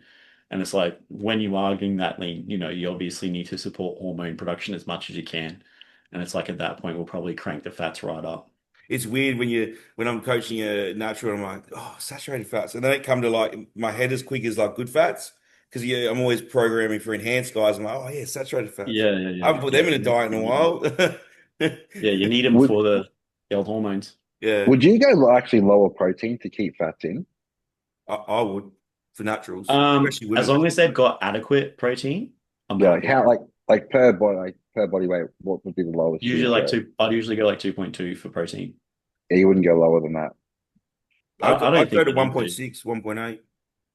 You could, but it's like it depends Yeah, on where they are too. Like if yeah, they're at the end of prep and you're trying to like, manage tissue loss as well as like hormone production, like, yeah, you're sort of like balancing a few Yeah, things there. So it's like making sure that you have enough of everything to yeah, cover your bases as yeah, well as getting lean. You're kind of yeah, like trying to balance things as best you can. yeah. yeah. Like Because you can some only people keep the might fats respond in better. for so long Yeah. until to Yeah. a point where they've just got to go. Yeah, you get to that end point, we're like 6 weeks out and it's like they start coming out then and it's like, all right, cool, we really got to push down for that last little bit because obviously with natural guys, it's more of like a progression, right? Rather than like say an enhanced competitor because you can fend off that tissue loss a lot more. So we're like slowly chipping away body fat rather than like with an enhanced competitor, there might be phases where you're dieting way more aggressively because you know that, if you have 1,000 calorie deficit, they're not going to lose tissue. Mm. Like even if you're on like a replacement dose of testosterone, you're going to retain majority of the muscle you have, unless you are guy that's 260 pounds on stage, then like, hey, we might have to like look at balancing that tissue a bit more. Yeah, But Yeah, because even at the moment, I don't know if Dave minds me saying this, but he's on way lower protein than I am to try, bring his waist in. yeah. yeah, Yeah. and that's I'm that's sure that wouldn't obviously affect him at all. Oh no, he's on. I think he's on around 240 to 260 grams. Yeah, Yeah. and that's obviously in response to a need, right? Like he Mm. needs to shrink his waist. So how do you do that? Reduce protein because it's gonna keep him fuller for longer. There's a lot of things that need to be done at different times, and they need to be done for a reason. Yeah, he's annoyed because he didn't even get like Tim didn't even replace carbs. He goes, "That would slow the protein." And Dave's like, "What are the calories we're taking away?" And Tim's like, "Yes, all right." He's like, "Fuck, now I'm starving." I was gonna say you'll get lean real fast doing Yeah, that. yeah, because well, now he's on his calories are dropped. He's getting closer to me now, and the weight's dropping. yeah, good. Yeah, Yeah, but he's not he's exactly looking a guy good. that. Dave's looking really good. His waist is Mm, coming in. Yeah, yeah, he's Yeah. also got a shitload of muscle too. Like he's Oh a yeah. heavily muscled guy, and it's like he probably could stand to lose some in some places. Like improve that level of visceral fat. Yeah. You know, pull that waist in as hard as you can. Oh yeah. I'm So looking. This will be his best look. Yeah, I'm looking forward to it. He's in a good yeah, mindset as well. He's in a good, big dude, like you were man. talking before, Cam. Like he's. I mean, he's got a few things going on, so but he's like in a good spot right now. yeah. That's good. It's gonna be good. Should be a good show. At least that's that show. Yeah, because what do you got? You, Dave. We got Kane going again. Yeah. Um, yeah, or Jackson, who's coached by Callum Hines. Jake Nowak, who's going to do classic, but he's not a bodybuilder. But I think it's just basically me, Dave, and Kane are the main bodybuilders. At least there's a couple. Yeah, Like when I went there wasn't really like anything. yeah. So it would be good to see it grow a little bit. Mm. Because that Yeah, because Adelaide show is always a little smaller. they just do below 85 and above Yeah, 85. Is yeah. that it? Yeah, yeah, So you'll be versing Dave regardless. Yeah. Oh, yeah, yeah. Oh, yeah. yeah, I'll be a super yeah. heavy with Dave anyway.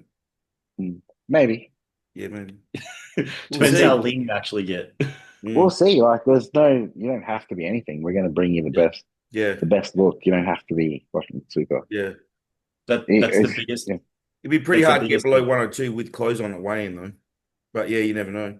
You'd be yeah. surprised, man. Yeah. Like everybody thinks they're bigger than they are, and they got less body fat than they do. Mm. That's exactly right. Yeah, And doesn't matter what you weigh, right? Like on stage, no one gives a fuck. I yeah, don't care if you're 300 pounds. If you mm, look not the way you're supposed to, that's what matters, right? Like you don't step on a scale. And so many people get like their heart set on like, I want to be a super heavyweight or I want to be a heavyweight or I want to weigh X amount on stage. And it's like, take all that out of your brain and just fucking throw it away. Yeah. Because mm, what you want to say is, I want to step on stage with the most muscle I can have with the least amount of fat, Mm. peaked in the best way I can.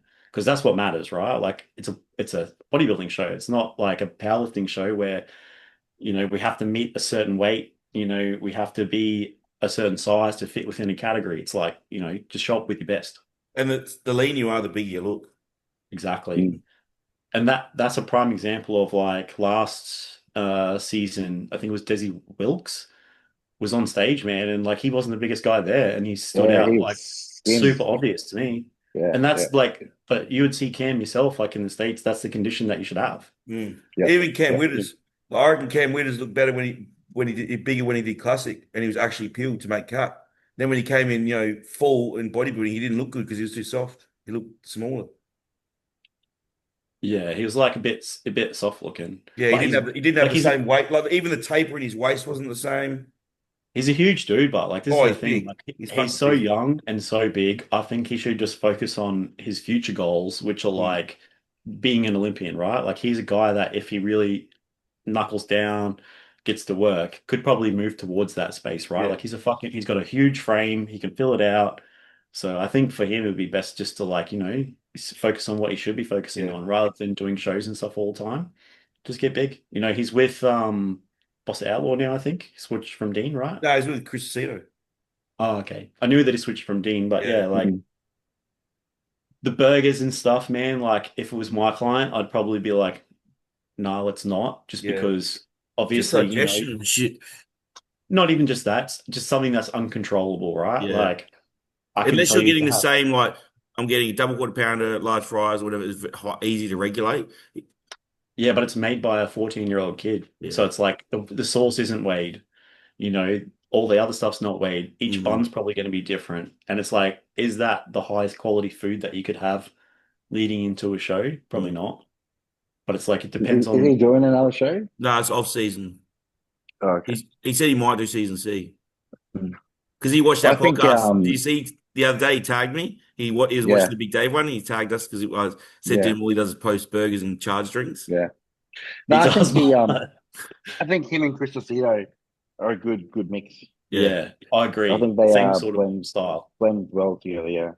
Yeah, Mm. they like you like say, he's got a Aceto's huge got that style. career. Like you say, he's got a huge career ahead of him. Oh yeah, absolutely. Mm. But that's Aceto's style, right? Like you come in and be like, Yeah, yeah, a bit more that's why carbs. I think they'll work well together. Yeah, Yeah. Yeah. Whereas but like Dean's like very, yeah. Mm. Yeah, Chris Aceto's stories you hear on podcasts like break up a diazide, take the smallest bit. yeah, That's his Just just bite a little nub off. bring up a client and say, eat an apple. yeah. Or yeah, what did he say the other day? He saw George Farrow or whatever buy something from the Yeah. bakery. He goes, "This is the secret. Eat 2 of these donuts." It's Yeah. pretty funny. I And quite like listening. I quite like listening to Chris Aceto stories. Yeah, me too. yeah, When They've been, Dusty and yeah, Ron talk about him, yeah. yeah, and that's the bodybuilding that I grew up on, right? Like Mm. that 2000 sort of era.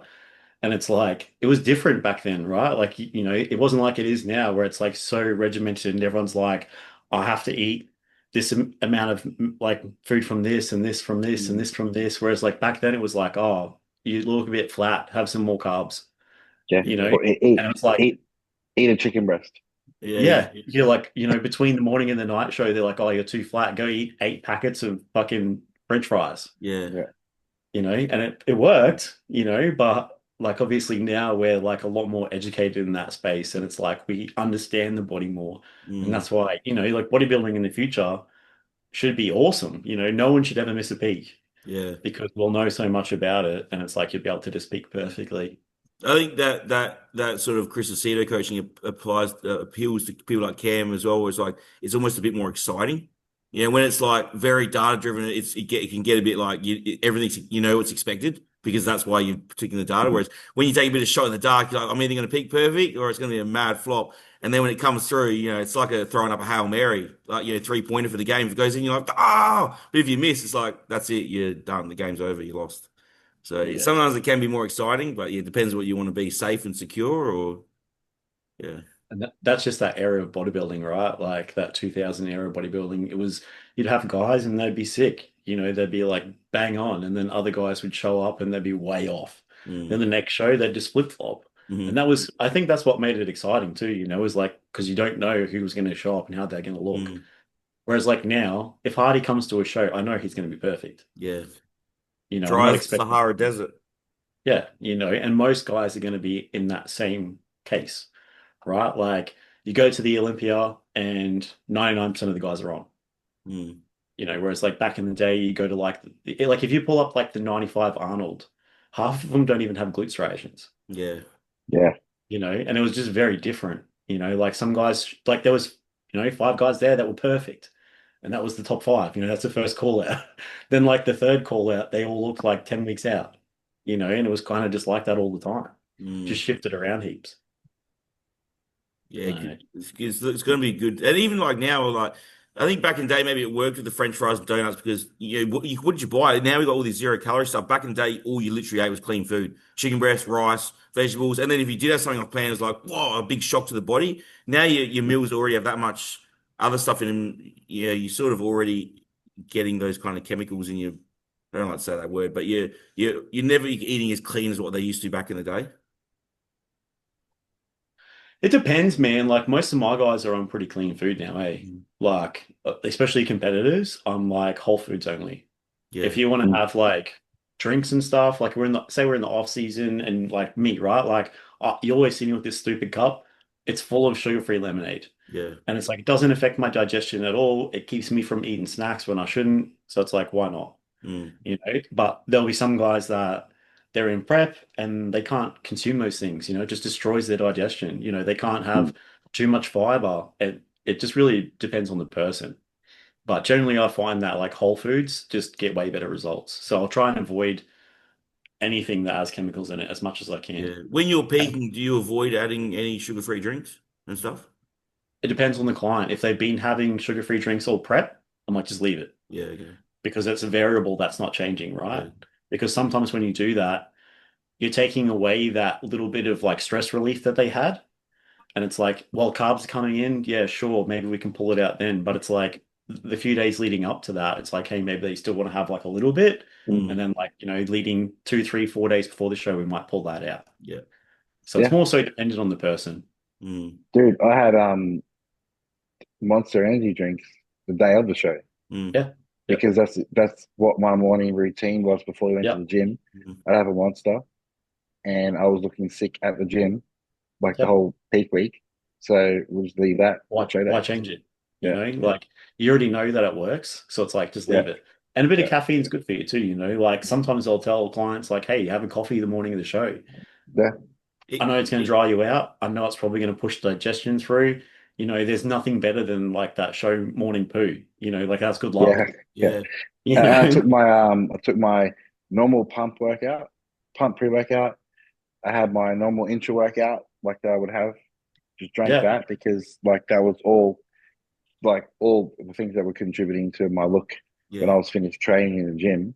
So we yeah. just left everything the same. yeah. Because you'll be super hydrated because the taurine in the Yeah, monster, and then your pump product like the hydration. You'll be, yeah. yeah, And my Gen- EAAs has got like hydration in it as yeah, well. So, Generally, I'll tell guys like if they are someone like yourself, Cam, who can kind of just pick their training window, mm, the 2 weeks before the show, I'll be like, all right, cool. We know you're going to be on stage at like about 11 o'clock.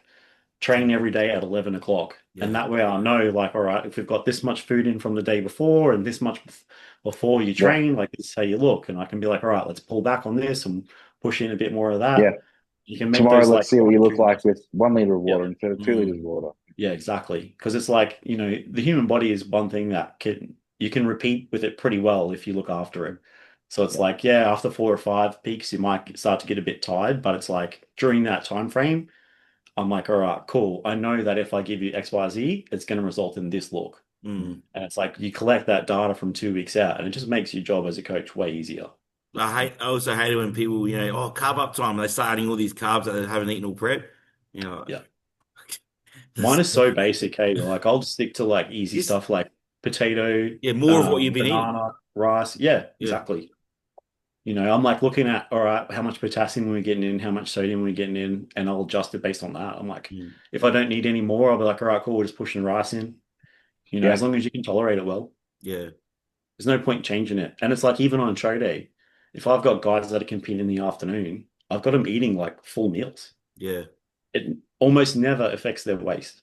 Mm. If they are someone that has to be more cautious of their waist, then obviously we'll probably pull that food volume back a bit and just like choose different sources. But most of the time, I just leave their stuff the same. It's like, we've looked really good for the past week, it's like we might bump up carbs a little bit, we might pull water down a little bit, Yeah. depending on how you look. But most of the time, you shouldn't need to change anything. You can some, Like, some people like drop protein. Like I know you can drop protein in carb, but that can change your look as well because that could be a natural diuretic as well and dry you out. So even adjusting protein can change your look as well. well, it's going to alter the rate of digestion. Yeah. So it's like, like maybe we might pull it back a little bit, but not a huge amount. And it's Mm. like, are we going to boost carbs a shitload? Well, it depends on the person's size, right? Like, if you're a 70 kilo guy that's natural, probably don't need a lot of carbs. Mm. If you're a guy that's, 260, you're probably going to need a lot of carbs. Yeah.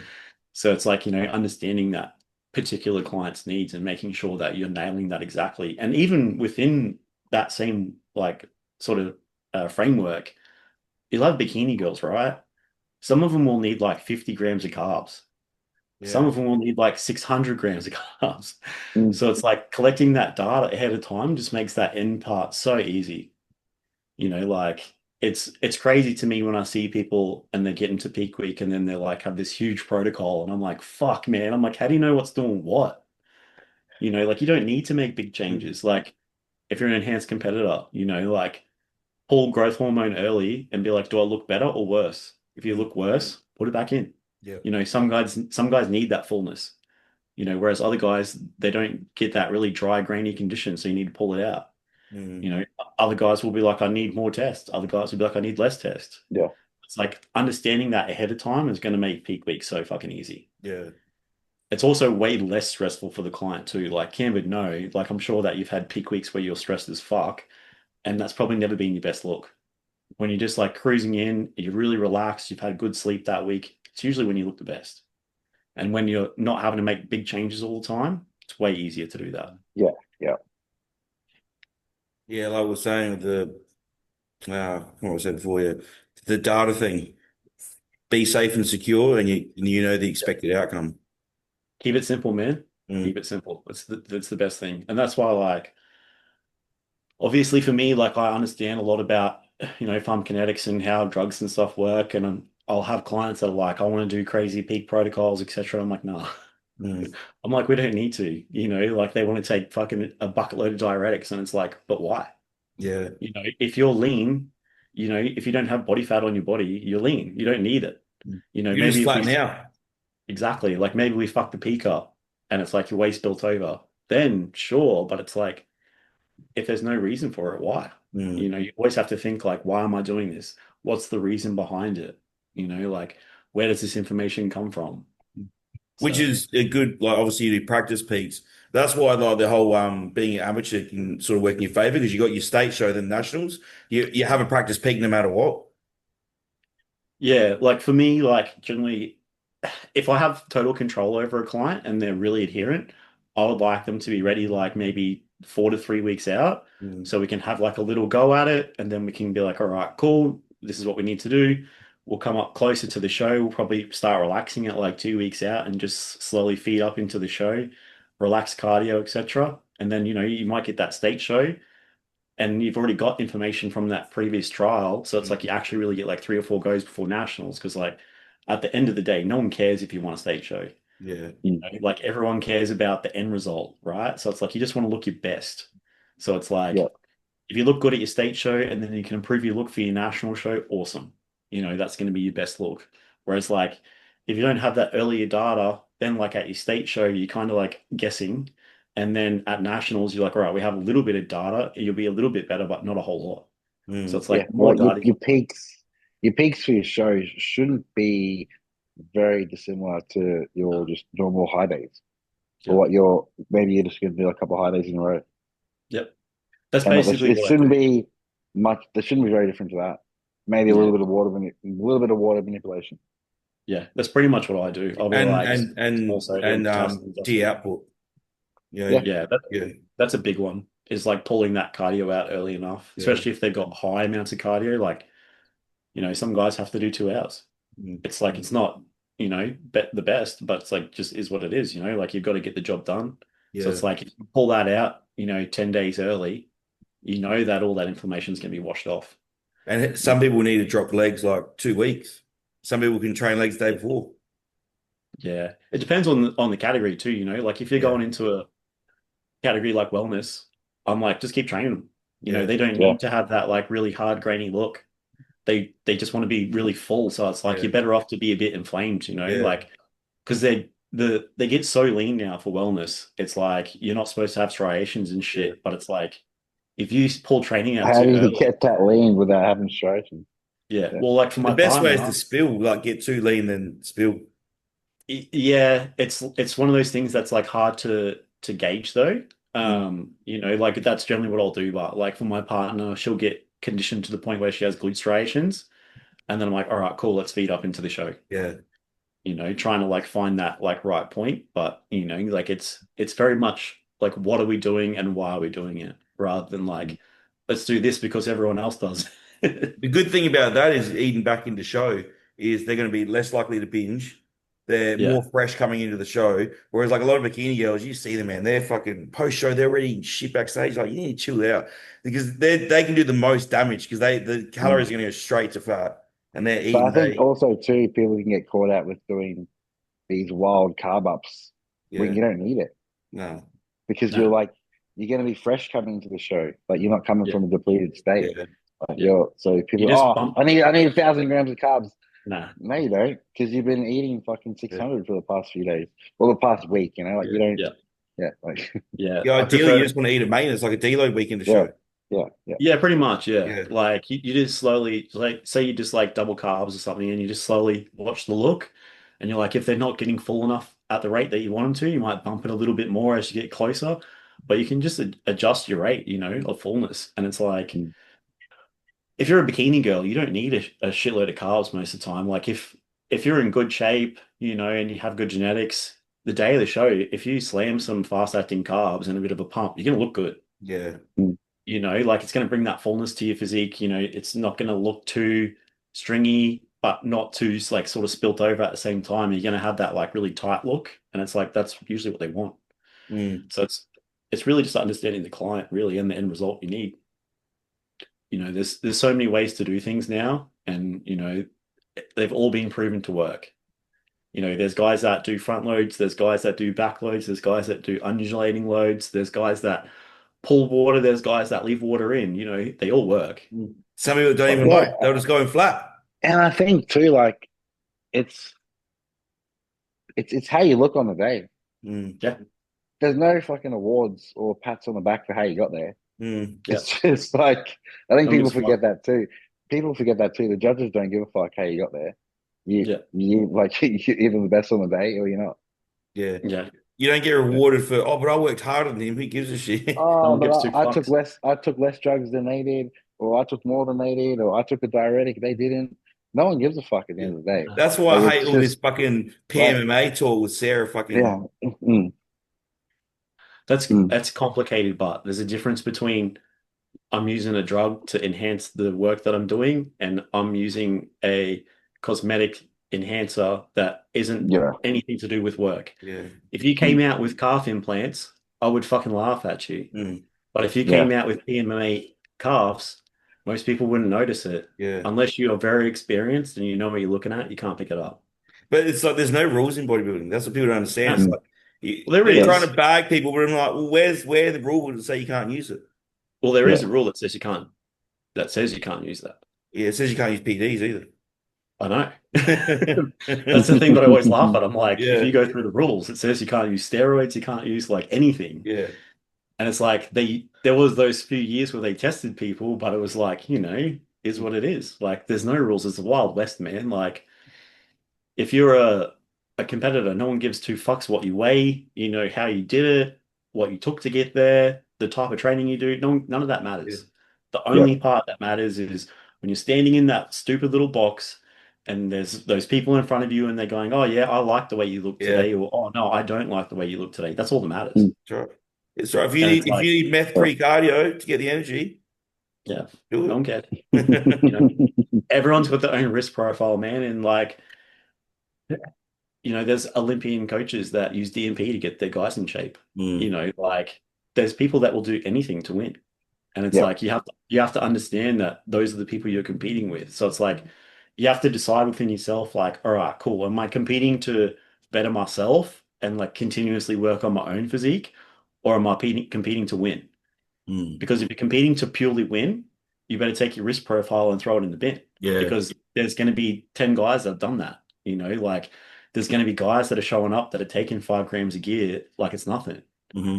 There's going to be guys that are going to take more risk than you will. So it's like if you're Mm. coming, you need to understand that, like, okay, cool. I have two options. I can either work on myself or I can try and kill myself to win.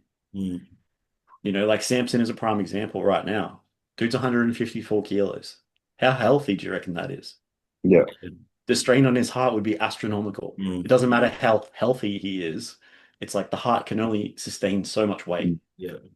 So it's like he needs to make sure that that window that he is 154 kilos is very short. Mm. So I think there'll be like a couple of years now where he like is actively as big as he can get. He'll try and win a couple of Olympias and then he'll be gone. Yeah. Like you can only sustain that sort of like weight, and it's not body fat, right? Like body fat and muscle Weight. tissue is completely different. Body fat's not really going to put too much of a strain on your heart when it comes to pumping fluid. But if you're taking a boatload of PEDs, your heart's under a bunch of strain, you're going to end up with like heart remodeling and all that sort of jazz. And it's like that's when you really start to like push into the danger zone. So it's like understanding all that's super important. Yeah. Think about how many extra capillaries and veins you have because of the muscle mass. Yeah. Your heart's Heaps gonna be like, doof, pump it out. Mm. That's another reason why I think it's more healthier, better if you put the size on earlier in your career, like rather than me starting at 30 trying to get big. But if you put the size on early, then downsize by my age 40, it's way healthier. Yeah. Look, when you're younger, your cells are fresher, Yeah, right? they're Like your more whole adaptable. body's newer. Yeah. Yeah, everything's more adaptable. Like obviously don't take PEDs when you're 17. Mm. That's going to be detrimental. Mm. But it's like if you do want to get really big, your 20s is the time to do it. From Yeah. like 25 to 30 is sort of that time where you want to put on your big tissue. Mm. 30 to 35 is really where you want to have like a good career as a pro. Yeah. And then from 35 to 40, like if you're a lucky person genetically, you might still continue to Yeah. improve. And then from 40 onwards, it's pretty much downhill. Yeah. Once the legs start to go, it's game over. Yeah. And most guys Depending are on when you started as well, your training age. that too, yeah. Like you have guys like Samson that started later, and then like guys like James Hollingford, Sean who started Garita, really, yeah, 42. Well, look at the Blade, 50 years old, still Yeah. healthy as a horse. Dexter Jackson, he had a long career. Yeah, Yeah. these guys are competing at 50. Yeah. So Which I is, think, like you said, that's genetics as well, how healthy they stay. yeah. Then choices too, like if you're someone that chooses to pump a bunch of gear just because, you're not looking at your blood pressure, you're not tracking health metrics, you're not doing your cardio, you're just eating because you want to get fucking huge, you're excessively holding body fat. That person's career is going to be way shorter than the person that looked after himself. Mm. So it's like, by doing those small things, do extend your career by 5 years or 10 years. Even the style of training you do. If you're training, with like heavy weight intensity in your late 30s, you're shortening your career. Mm. You want to shift more to a volume basis as you get older. Your joints just can't handle the same load as what they did, at 18. Mm. And that's just through wear and tear, like you've been lifting for a long time, you've been lifting a lot of weight, everything's worn out. Tendons are worn out, joints are worn out. It's just, it's counterproductive to what you want. So it's like, maybe you need to change the way that you train to, increase your career longevity. Mm. But it's like for a lot of guys, it's scary because that's how you built all your tissue. Is that going to go away? And it's just one of those things that you kind of have to like try and see.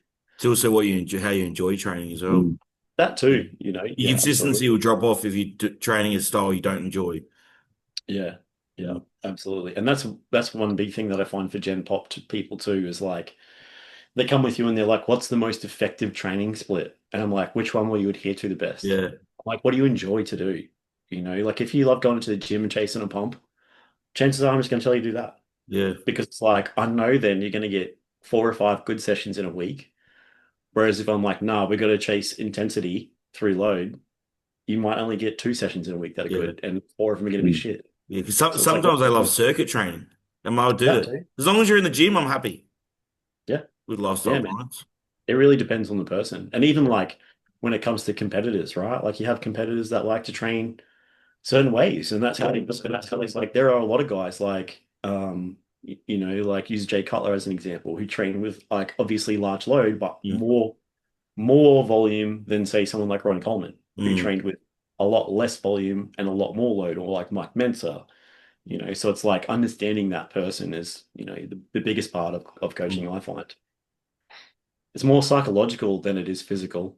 Yeah, I don't think training intensity matters. Like, some people say, oh, you get more dense when you train like Dory, and I don't know. I think that's just genetic. That's just genetic. Yeah.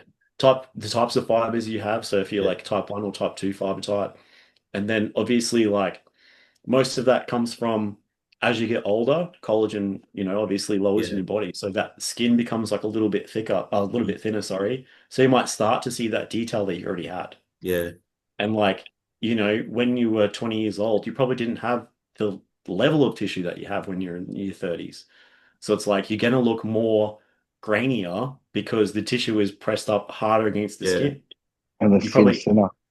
you yeah. probably didn't get as lean when you're in your 20s. You had that baby fat still that hasn't come off because it's like, even when you've competed a few times, you can never get to that like true like shredded condition because your body just won't remove fat the way Yeah. that you want it to. Like unless you're Sometimes like you have the really muscle mass that early on either to push the skin. Yep. Yep.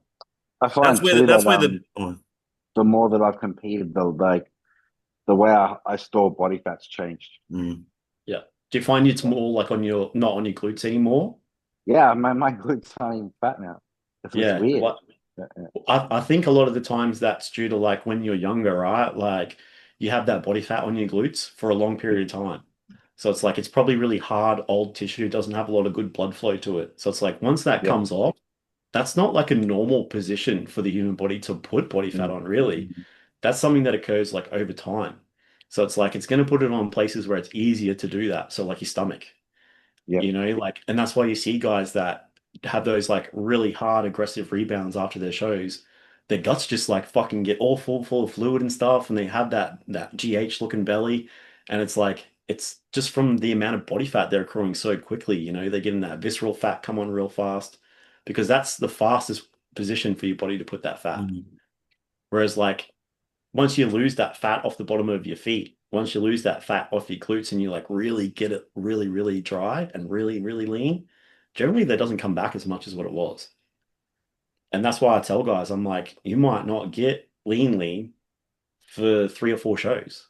And mm, it's more so the aspect of like every time you get to that different base point, right? And it's like you just got to dig that little bit deeper.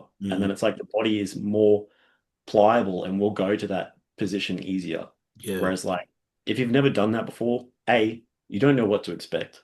So you don't know how hard you have to push. And B, your body's never gone there and it doesn't want to go there because it's like, I'm dying, please stop. So it's Yeah. going to put as many processes and stops in place as it can. mm, So it's like the more you do it, the easier it is. Like if you stay lean all year, it's way easier to get lean in prep. yeah. That's where the fish thinning the skin myth comes from because seafood only has one type of collagen, whereas like land meat has three types. That's why Yeah. it's So so fish I'll thin. explain the science behind that if you Mm. want. Because that's So what the like Stanner as well, because eats types of Winstrol, collagen. Yeah, Winstrol, yeah. yeah.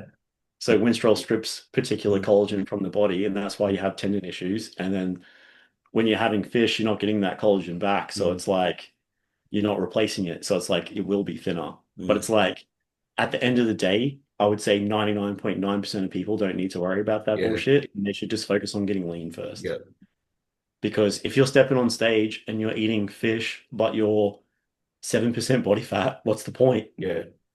It's not improving the way you look at all. You should have got Yeah. to 3 and you should be in shape. And you reek I've of never fish. eaten I've never eaten fish once No. in a diet. I like grilled barramundi, but you can't meal prep fish. You got to cook it fresh. You got to be at home. Yeah. It's disgusting. Imagine carrying that around your smoker bag. Yuck. I have one client. He's actually competing this season, Riley. He's a pretty good classic competitor. He eats it all year. Yeah. White fish is on his diet all year long because he likes to eat it. You know, It's good. I love he's grilled one of those. barramundi or tuna. I Oh, like tuna as well. I'm talking like frozen bassifillets. Oh no. Yeah, like hardcore bodybuilding shit, Yeah. It's And got, even like Josh Andrews has tried it once before, like in prep. He was like, I just want to try it. And I was like, all right, cool, whatever. And I think it was like a week he lasted and he was like, no, this is fucked. And I was like, I I, told you. I'd Like, rather eat kangaroo mints. That's fucking yeah. lean. But like Mm. I've tried it when I was younger, like when I was in my early 20s, I was like, oh, I'll give it a go. Because like we didn't even know what the fucking macro was back then. Mm. And it was terrible. It was Mm. honestly the worst time of my life. Like you're just so hungry and it's got no flavor to it. The texture of it is fucking gross. Yeah. It's not enjoyable. It's not filling either. It's very light No, in the stomach. just goes through so quick. Like it's a good sort of protein source for the end of prep, just Mm. because of the fact that it does pass through a little faster. If you are someone like, say, Dave, who has a bit of a thicker midsection, like Yeah. that might be beneficial to him. But it's like, again, you got to do things for a reason. Yeah. And that's like, for me, that's kind of like the motto when it comes to coaching is like, why are we doing this? Mm. It's You know, coaching is just so individual. And people ask you questions, you're like, oh my God. I can't, there's so many questions you can't answer unless you're coaching the person because you need so much context. yeah, generally I'll have like a rough idea. If they have like a question, I'll be like, all right, Yeah. cool, these are like the Rough, but variables. it's not And it's 100%. like, these four things might work for you. And it's like, any one of them could, any one of them couldn't. Mm, So it's like it comes down to how your body responds and how you enjoy it. mm. So, and the same in medicine. Some people can tolerate medications that other people can't. So it's just one of those things where like genetics, they really do matter. They When it do. comes to bodybuilding, just like any sport though, Yeah. if you're an NBA player, like I don't think Cam would ever be successful in the NBA, but he makes a great bodybuilder. Yeah. Like, like you kind of have to pick the thing that's good for you. And it's like, for some reason, I don't know, I think maybe because of the PT element of bodybuilding, so many people get this like attitude where they're like, oh, I can be successful in this if I work hard enough. And it's like, you can see some success, absolutely. Like you can probably get to the pro stage, but it's like, you're not going to go any further. Yeah. Like if you're a guy and you graduate, like I'll use myself for example, graduate high school on 50 kilos. I'm never going to be an open pro. It doesn't matter what I did, what I took, I would never be huge. I could never get to the muscularity level that, say, Cam has. But it's like, that's just my genetics. So That's it's why like, you just, like you said, when you think you just got to focus on the best version of you. Like exactly. what's the best you can get yourself to, and then Yeah. to see where you land and you try. If you And that's the enjoy thing. doing it, it doesn't matter. If you can afford No. it and you enjoy doing it, then do it. But understand you can only go so far as your genetics allow. Yeah, absolutely. And that's why I tell clients, I'm like, hey, like, look, maybe you don't have the best genes. And it's like, but you can still do this thing. And I'm like, but let's just maybe be more cautious with like safety choices, Mm, right? I'm like, okay, cool. If you don't have the best genes, maybe you shouldn't take so many PEDs. mm. Maybe you should think about taking a little bit less, or maybe just trying to compete as a natural, versus some competitor or some coaches will be like, just take more gear. And Mm, it's like, it will get you more results. And it's like the amount that you need to take is dependent on your genetics. But at the end of the day, it's like, why are you doing it? If you're doing bodybuilding because you love to do bodybuilding, then just do it. mm. You know, focus on improving yourself, focus on um, making those changes every season, and then that's it. Don't put that pressure on yourself of like, I want to be the best and I want to win. I want to get my pro card. I want to compete on the pro stage. I want to go to the Olympia. You just can't, it just is what it is. And sadly, like, unless you can change your parents, you can't change it. And it's like, drugs aren't going to change that for you. Like, they will change that window. Like, you might go from like here to like here, but it's like, that's it. Yeah. You're never going to be what you want to be. And there's probably people out there that don't even bodybuild that if they had wanted to, it would be fucking blow Mr. Olympia away. Oh, Like, absolutely. There's guys that like I went to high school with. There's a guy that's a year younger than me that when we were in our early 20s, he was winning like bodybuilding shows and stuff, like Queensland show, like national shows, and now he just doesn't want to compete. mm, I'm like, why don't you compete? He's like, I can't be fucked. And I'm like, you could be an Olympian. He's like, yeah, I can't be fucked. yeah. You know? It's And the some people Nick Kyrgios syndrome, like tennis. I'm like, you could be so yeah, much better. Yeah, because I don't care. some people just like they don't have that passion for like the actual competition side of bodybuilding and they just enjoy training. Yeah. And that's fine too, like I have clients I look after, like Josh Andrews, right? Like he's a guy that loves to train, but prep is so hard on him, like both physically and mentally. It becomes this thing that he hates. Yeah. So like, like why do it? You know, like, yeah, you have the world's best genetics. Like, you could probably be really great. But at the same time, like, you know, obviously he has his own flaws. Like, his back is a little bit on the weaker side. And, you know, he's struggles to get in shape just because the calorie deficit requirement on him is, you know, pretty taxing mentally. Mm. But at the same time, if he felt like he could go to Olympia, you know, but it's like you have to pick what makes you happy. Mm. So it's like if that makes you happy, do that. If not doing that Mm. makes you happy, then don't do it. You know, But it's like you need to do what suits you. most bodybuilders just love bodybuilding. They love the training and the eating and being big. Yep. A lot, a Yep. lot of them don't like even they just step on stage because they have to for like Contracts sponsorship and or shit. whatever Yep. contracts. But really, like to me, a bodybuilder is like just being a freak, just being big and training hard and just being that guy in the gym. Where like, man, that guy's fucking fuck. Like people looking at him like that's fuck. That's bodybuilding. Yep. You don't need And to there's a compete. You don't need to be a competitive bodybuilder to be a bodybuilder. yeah, you go to any Arab country, there's like 100 guys in the gym that are huge. Yeah. You know, you go to Dubai and none of them compete. And you're like, that dude's 300 pounds Mm. just walking around Yeah. just because that's what they I, want to do. They just want to be massive. I love all aspects of it. Mm. Yeah. Like And you have to. I'm very into the competitive side of it. Yeah. And you have to, Yeah. but like to be a good Yeah. pro, like you have to love it. You have to Mm. Yeah. enjoy the dieting part. You know, Mm. each part has to be rewarding to you in its own way. Like I know for my partner, like she loves the off season. She loves to train really hard. She likes the diet part up until like 6 weeks out, and then she Yeah. hates it. Yeah. You Mm. know, and then she just like she does a show, and then she's like, "Oh, I don't want to do another show." Yeah. 3 months go by, and then she's like, "Oh, I'll do another show again." I'm like, "All right, cool." Yeah. Like for me, every day I'm living with intention to be Yeah, with my next show in mind. Like, Yeah. yeah, yeah. I love the overseas competing experience as well, like going somewhere to compete and setting up, getting the food, going, meeting people, Mm. check-ins, different stage, just networking. I love all that shit. yeah. A lot of people do, and it's like it's funny, like just for Megs, right? Like she likes competing at home. When she got her pro card, she was like, "Oh, can I hand it back in so I can compete back in Australia Yeah. again?" And I was like, Mm. "Oh, I guess so if you want to." Yeah. I'm like, you know, you've worked so hard to get that, and I'm like, you know, but you can hand it in if you want. Like, it doesn't worry me. And it's like there's a lot of people that just want to compete in front of their friends and family, Mm. and they don't care about like the Olympia stage. But it's like for Cam, like, you know, like you obviously want to be an Olympian and win the Olympia, you know, and it's like you want to compete against the best people because that's what Mm. gives you the joy. You Mm. know, you want to test yourself to the limit. And it's like you can test yourself pretty hard here, but it's like for Cam, he has to go there. You know, if he wants to be against the best, like we don't have pro shows here anymore. So it's like he's got to go over to the States, Mm. you know, he's got to go over wherever and Yeah. he wants to compete against And Olympians. the problem with Cam is if he did want to keep handing his pro card, he'd get sick of it because he just keep winning nationals all the time. Exactly. He'd be like, fucking sick of this. You know, so it's Yeah, like but you have to, like and I'm looking at my competitors as well. yeah. Like it's not, and like I live like my life, I live every day thinking that if I'm not doing what I need to be doing, well, the other guys are doing that. Mm. You know, like Yeah. the other guys are nailing their shit, so I need to be nailing my Yeah. shit. That's the thing about competitive bodybuilding is when you become competitive, you've always got someone to Yeah, drive you push forward yeah, because you always have to. yeah. You always got a competition you have to beat. Whereas if you sort of stay in house, like you can beat yourself, but it's like you're always gonna be a top tier amateur if you keep handing in your pro card. You've just got, you've got Cam. You've got so many people you can be like, I could be better than him. I need to be better than him, and you keep pushing yourself. Yeah.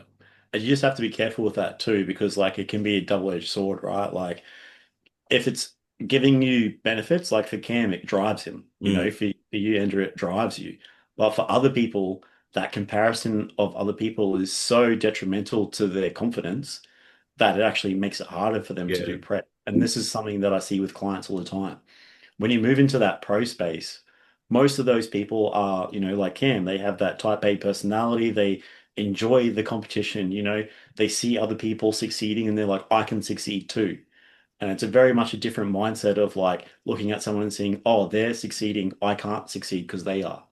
And it's like, you need to make sure that you're being careful and making sure that you are keeping it in a positive mindset and being like, these guys are doing everything they can. So I'll do everything I can so I can beat them. Yeah. And it's like, if they are doing everything they need to do to make sure they're making progress, I'm going to do the same. So then I can get better. Mm. And it's like, Yeah. you have to be cautious with that because one of the biggest reasons why I see, especially for the amateurs, that they either cut a prep early or they don't apply themselves fully to the prep, or the prep is way more stressful than it needs to be, is because of social media. They're looking at the other competitors, especially for the female competitors. They often will be comparing themselves. They're like, oh, she looks so good, or her shape's so great. Or, if you're a male competitor, you're like, oh, he's so big, or he's so conditioned. But it's like, you can be those things too. You just have to apply those processes that Cam's doing, putting in the work, putting in the time, putting in the effort, and that will be your result as well. Mm. Like, it's one of those things where you kind of have to like push yourself to be successful and be mindful that everyone can be successful. It's much like being a coach, right?